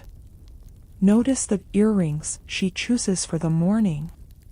In an era where the hair was often swept high, the ears became a focal point for understated elegance. She avoids the heavy chandelier styles of the evening, opting instead for small studs or eardrops. A single diamond solitaire, or a drop of teardrop pearl, was suspended from a fine gold wire. As she moves her head, these small, stationary treasures catch the soft light of the parlor, casting a faint, ethereal shimmer across her jawline. To wear pearls and small diamonds was to speak the language of restraint, a silent, constant affirmation that her beauty did not need to shout to be recognized. It was a look designed for the drawing room, where elegance was measured not by flash, but by the purity of the light reflected in her jewels. But history is not always made of light, and the Victorian wardrobe had a deep, stationary, darker side. When the shadows of loss fell upon a household, the jewelry changed to reflect the solemnity of the soul. This was the world of mourning jewelry, a tradition brought to its height by Queen Victoria herself. The most iconic material for this period was jet, a prehistoric, fossilized coal found on the cliffs of Whitby. Unlike the brilliant spark of a diamond, jet possessed a deep, void-like blackness, a matte finish that absorbed the light rather than reflecting it. A lady in first mourning would wear heavy, carved jet brooches, featuring symbols of weeping willows, urns, or broken columns. This was her visual shield, a way to signal her grief to the world without uttering a single word. The craftsmanship of these dark stones was extraordinary. Because jet was lightweight, it allowed for massive, architectural designs that did not pull on the delicate fabric of the gown. A jet collar or a long, graduated chain of faceted black beads would hang heavily against her black crepe bodice, moving with a slow, muffled sound that echoed the grief within. Other dark stones like onyx, black enamel, and garnets so deep they appeared like dried blood were also used to signify different stages of mourning. These pieces were stationary, melancholy sentinels, guarding the memory of the departed while maintaining the absolute decorum of the survivor. Every facet of the black stone was a tribute to a life once lived, a heavy, dark anchor to the past. The most intimate form of mourning jewelry, however, was hair jewelry. It may seem haunting to the modern mind, but to the Victorian, a bracelet woven from the actual hair of a deceased loved one was the ultimate eternal connection. These were not simple strands, but complex, lace-like patterns, woven by professional hairsmiths into hollow tubes, knots, and braids.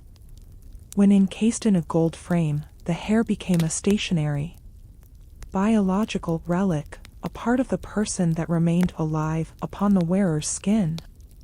As she touches the cool glass of a mourning locket, she is not just touching a gem, she is touching a legacy, a silent, tactile bridge to the afterlife.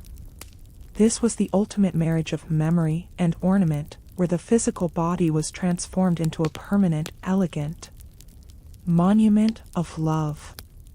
Take a deep breath and feel the contrast of these two worlds.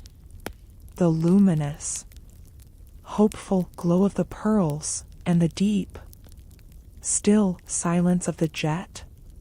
The Victorian jewelry casket was a map of a woman's life, holding both her joys and her sorrows in perfect, stationary balance.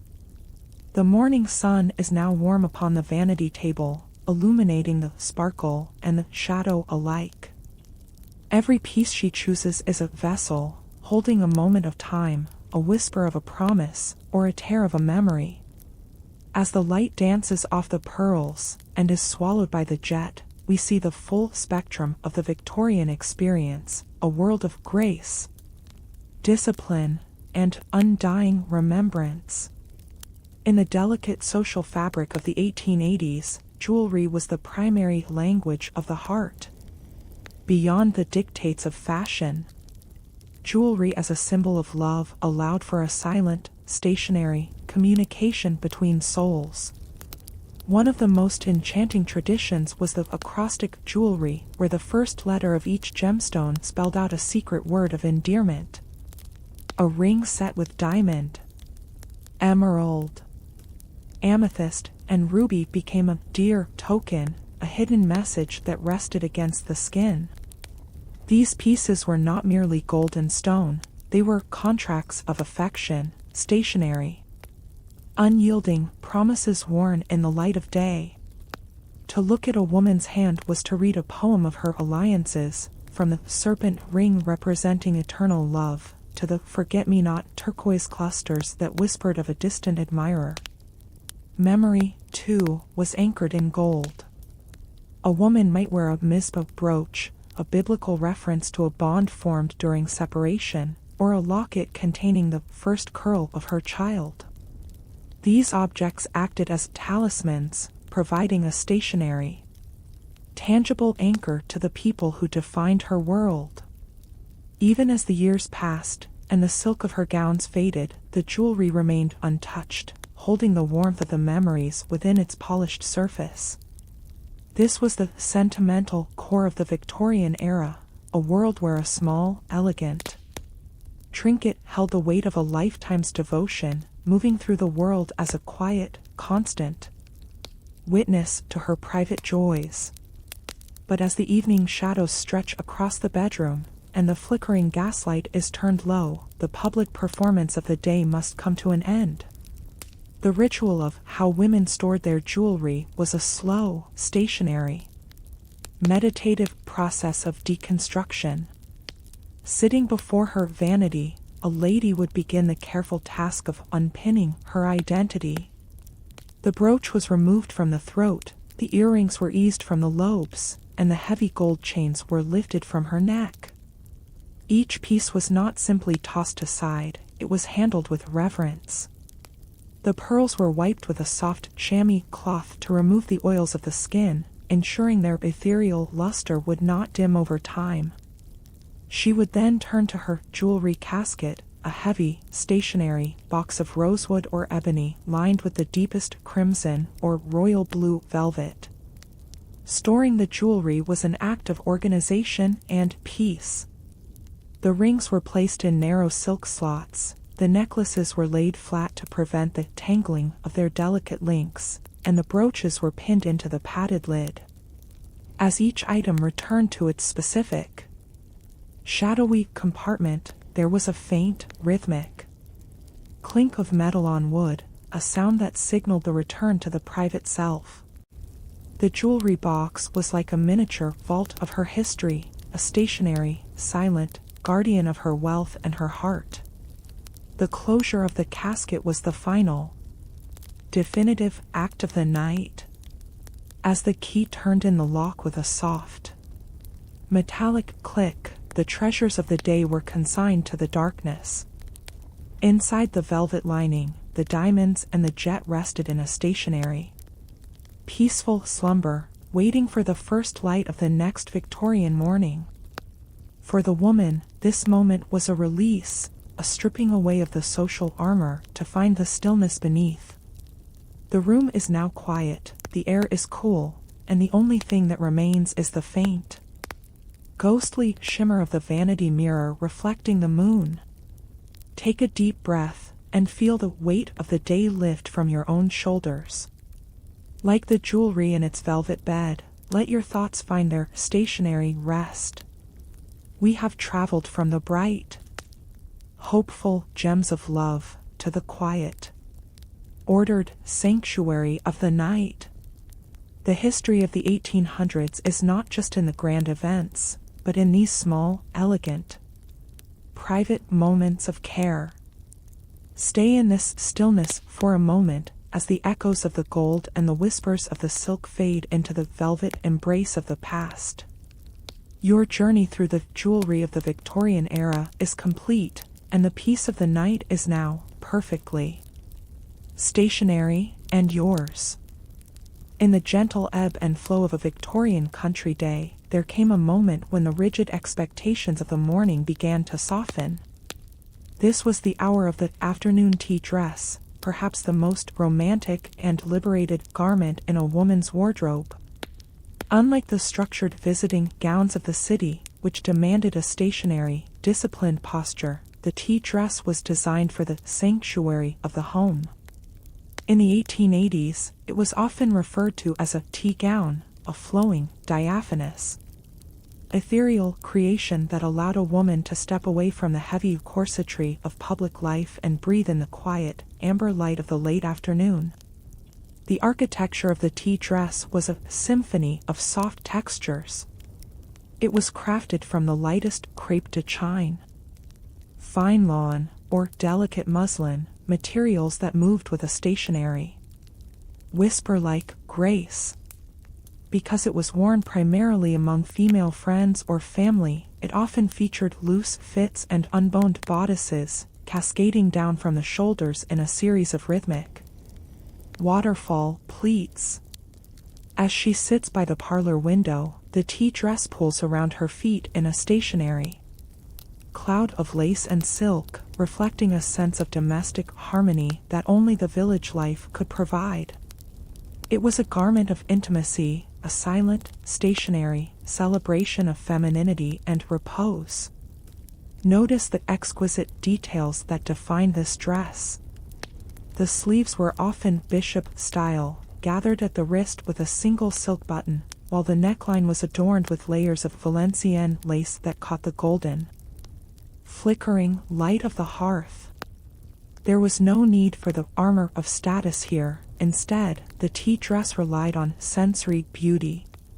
The rhythmic clinking of the silver teaspoon against the fine bone china matched the soft, stationary rustle of her skirts as she shifted in her velvet chair. It was a world of hushed tones, where the only task was to enjoy the lingering shadows of the day and the company of kindred spirits. As we watch her in this stationary moment, take a deep breath and feel the stillness of the afternoon. The tea dress is a reminder that even in the disciplined 1800s, there were spaces for softness and grace. It bridges the gap between the public duty and the private soul, a stationery. Elegant testament to the art of relaxation. The room is filled with the scent of Earl Grey and dried rose petals, and the air is thick with the quiet, rhythmic peace of a day well spent.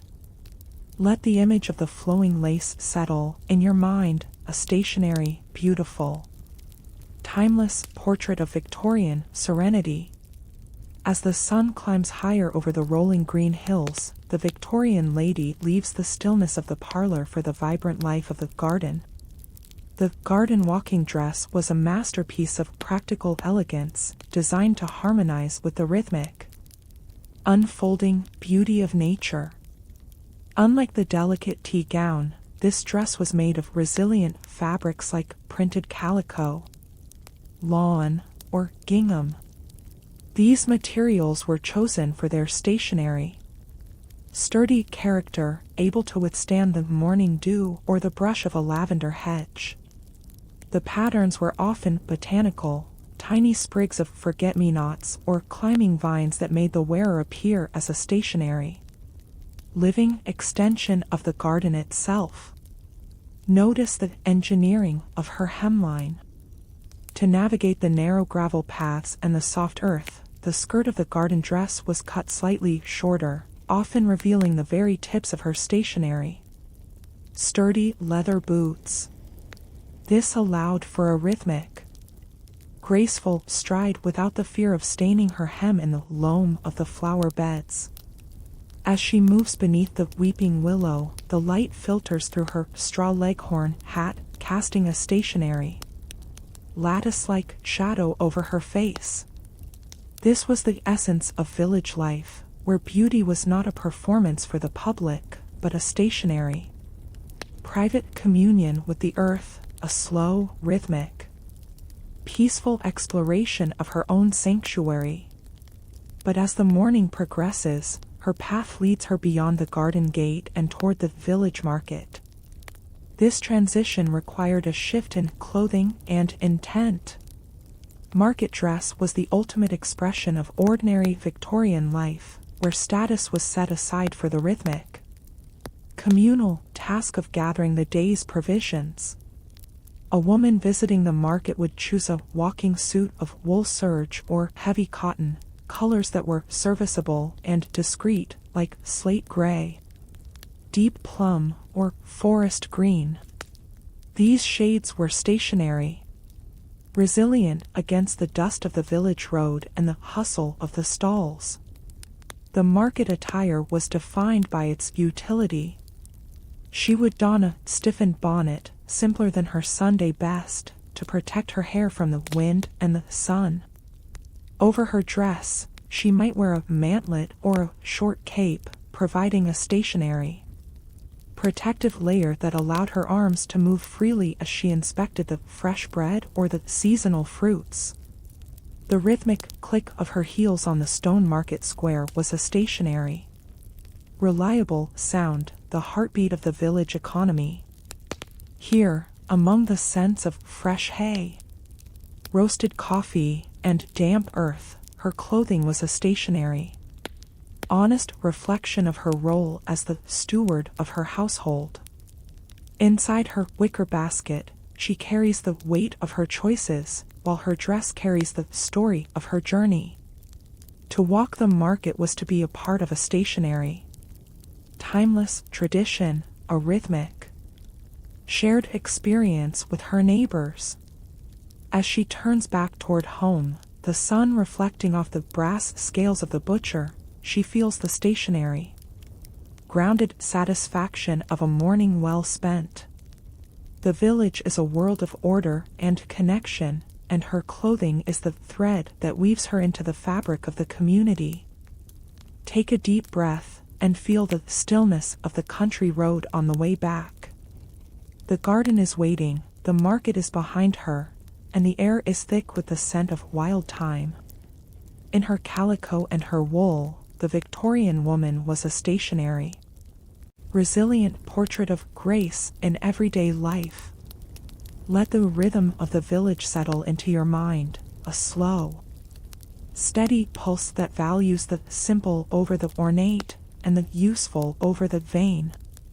This is the soul of the 1800s, found in the hem of a garden dress and the sturdy fold of a market cape, a world of uninterrupted peace. Beyond the shimmering silks of the aristocracy, the true texture of the Victorian era was found in the hands of ordinary women. Their world was woven from honest fabrics, materials that possessed a stationary, rugged beauty designed to endure the toil of daily life. The most essential of these was wool.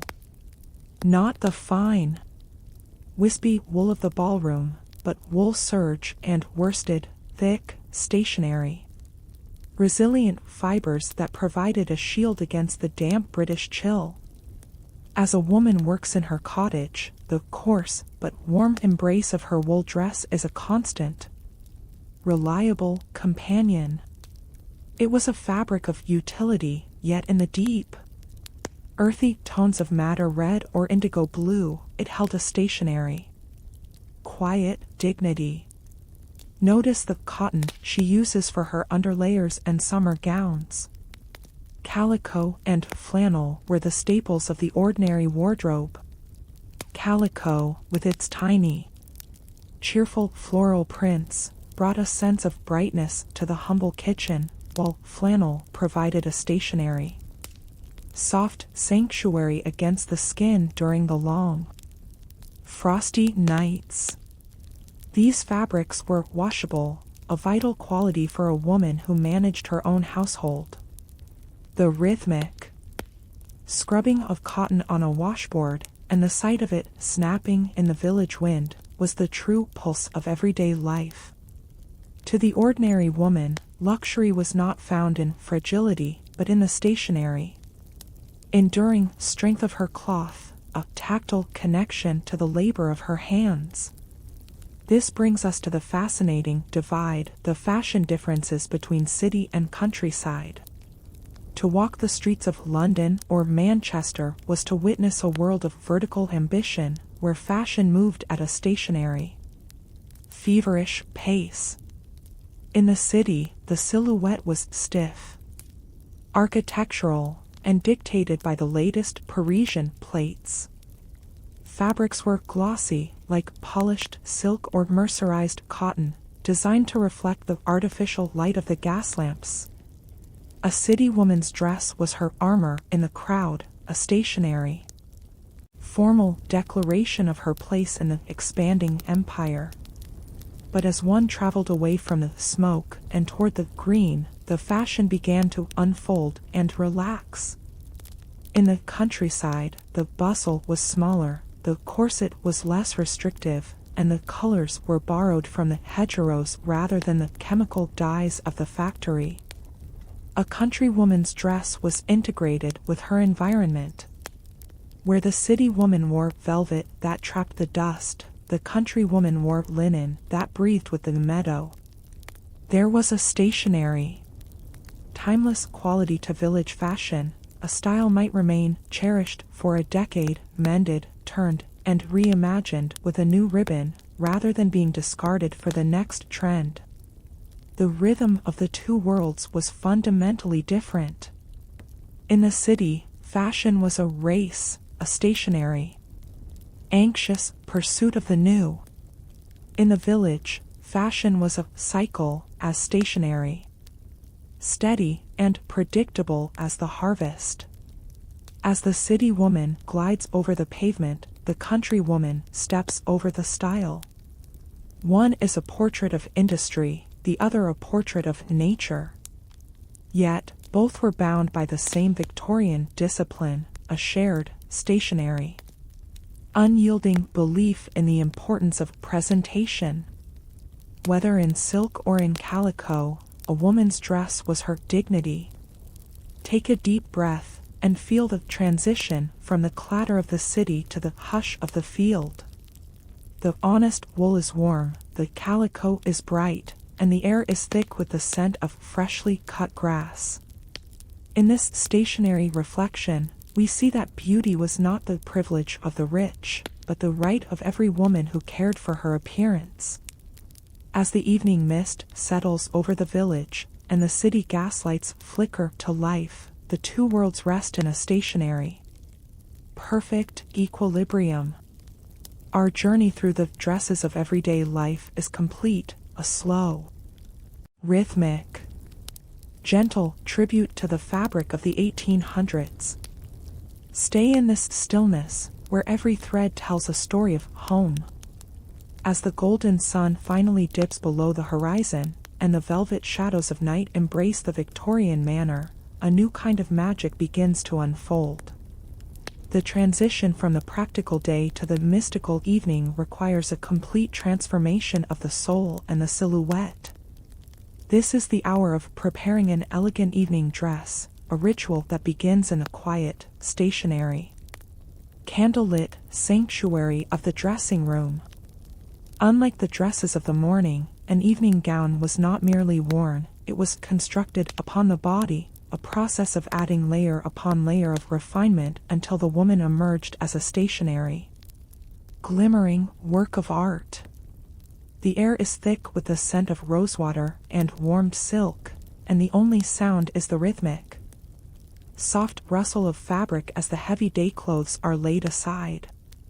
The preparation begins with the foundation, a specialized evening corset, cut lower to accommodate the daring necklines of the 1880s. Once the structure is secure, the silk gown itself is brought forth, held by the lady's maid with a stationary, reverent care. Slipping into an evening dress was like stepping into a cloud of history and status. In this decade, the silhouette was defined by the grand bustle, which reached its most architectural and dramatic height. As the silk bodice is buttoned, fitting as snugly as a second skin, the lady feels the stationary, empowering weight of her position. Every hook and every eyelet is fastened with a rhythmic, steady hand, ensuring that not a single fold is out of place, and not a single line is discordant. Now, we look at the soul of the evening dress, the silk and the decorative lace. In the flickering light, silk satin was the undisputed queen of the ballroom. Its surface was so highly polished that it seemed to hold the light within its threads, creating a stationary, liquid brilliance that moved with the wearer. Whether it was midnight blue, deep crimson, or the pristine white of a debutante, the silk was a statement of pure luxury. It was a fabric that did not just exist, it performed. As she turns, the silk catches the shadows and the highlights in a rhythmic, shifting dance, making her silhouette appear stationary, yet vibrant with hidden energy. But the silk was only the canvas, for the true poetry lay in the decorative lace. Victorian evening gowns were encrusted with lace that was often more valuable than the dress itself. We see layers of handmade Huntington, Brussels point, and delicate Chantilly lace cascading down the skirt and adorning the shorter evening sleeves. This lace was not merely an accessory, it was a stationary, ethereal frame for the woman's beauty. The contrast between the heavy, opaque silk and the light, transparent lace created a visual harmony that was the hallmark of the 1880s. Every floral motif in the lace, every tiny, microscopic stitch, was a tribute to the patience of the lace makers in distant villages, their labor now shimmering in the regal halls of the city. As the lady moves, the train of the dress follows her like a stationary, silken tide, sweeping across the polished floors with a soft, rhythmic hush.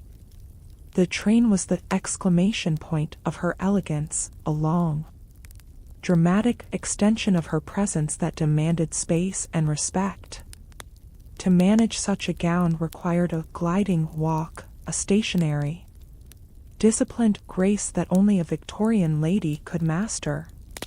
The rhythmic swish-swish of the silk satin, mixed with the clink of her crystal perfume bottle, creates a sensory symphony of the night. She is no longer just a woman, she is a vision, a stationary, eternal embodiment of the era's highest ideals.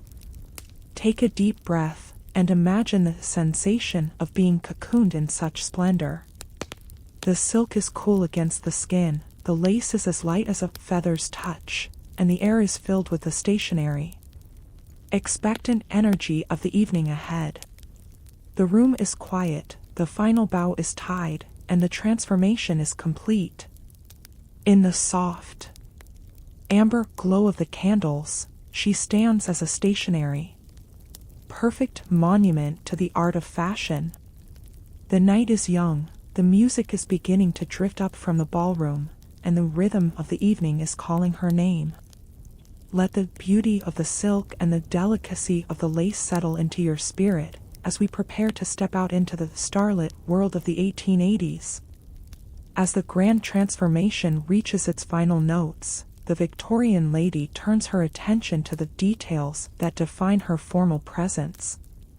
No evening ensemble was truly finished without the evening gloves, a stationary, disciplined shield of grace.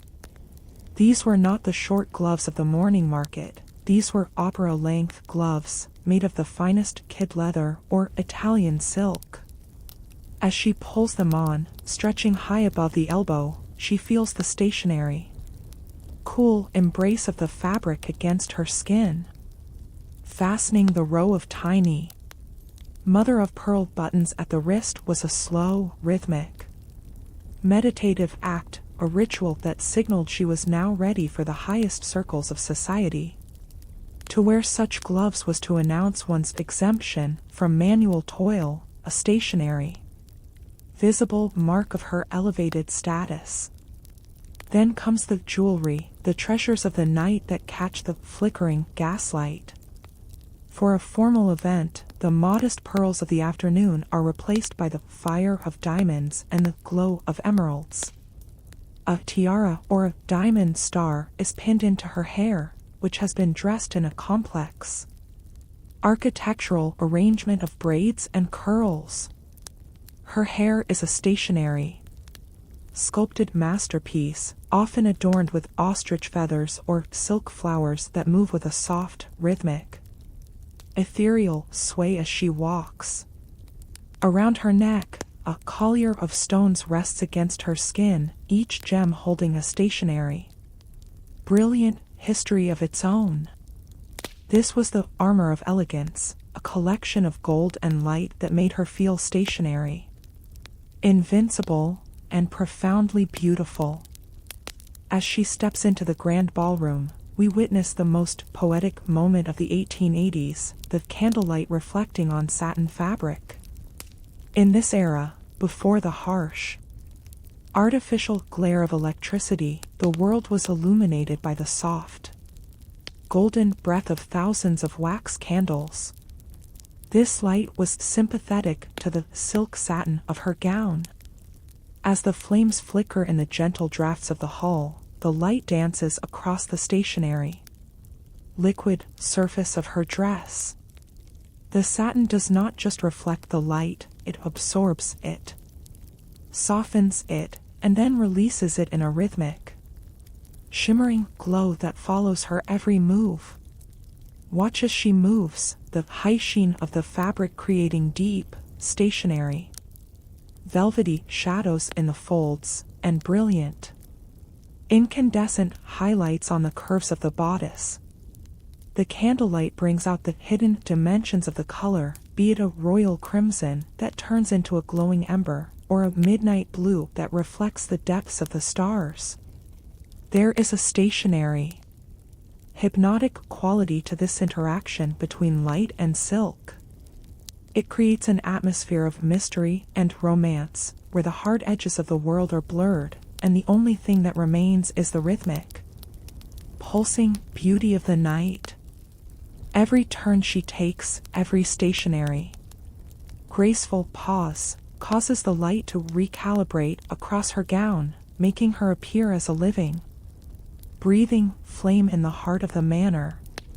Even her jewelry joins this rhythmic, dazzling performance. The diamonds do not just sparkle, they throb with the heartbeat of the candles, sending tiny, stationary prisms of light across the walls. The combination of the glistening skin, the shimmering satin, and the burning jewels creates a stationary, celestial aura around her. This was the power of Victorian fashion. It used the simple, stationary, natural elements of light and fabric to create a vision of supernatural elegance. As the music begins to swell, and the dancers begin their rhythmic, waltzing circles, she is the stationary, perfect center of this universe of light. But as the clock strikes midnight, and the distant echoes of the ballroom finally fade into the night, the grand performance of the day must come to its gentle conclusion. The lady returns to the sanctuary of her chamber, where the flickering candles are burning low, casting long, stationary, amber shadows across the silk-lined walls. This is the most poignant moment of the Victorian day, the ritual of the dress carefully folded.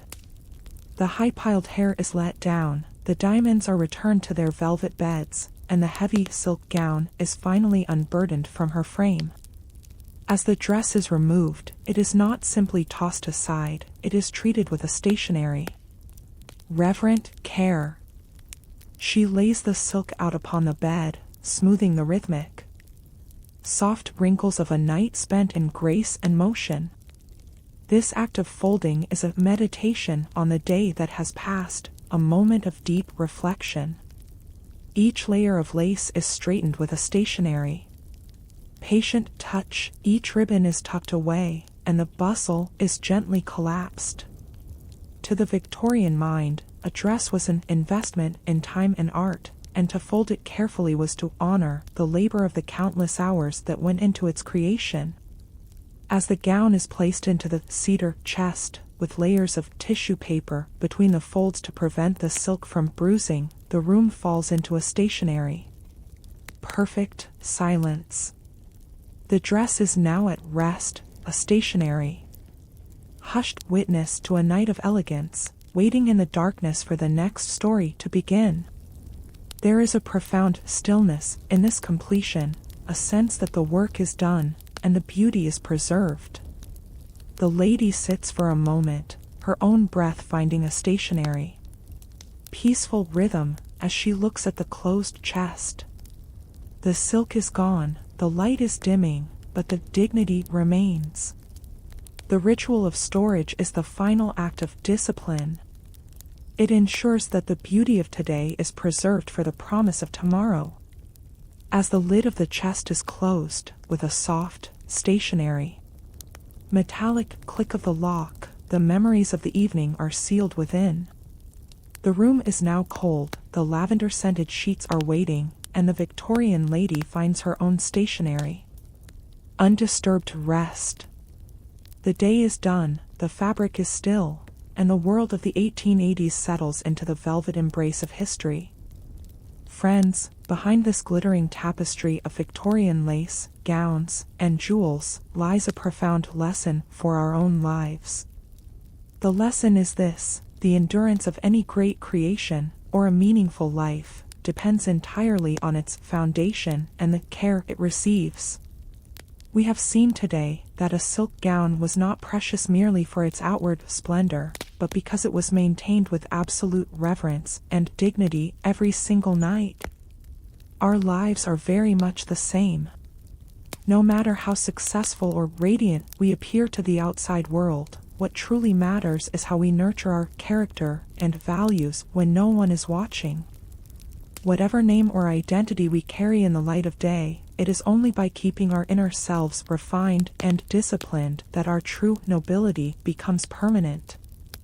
Just as silk, when stored with care, remains as new for years, so too does a life organized by principles and ideals become a timeless inspiration to others.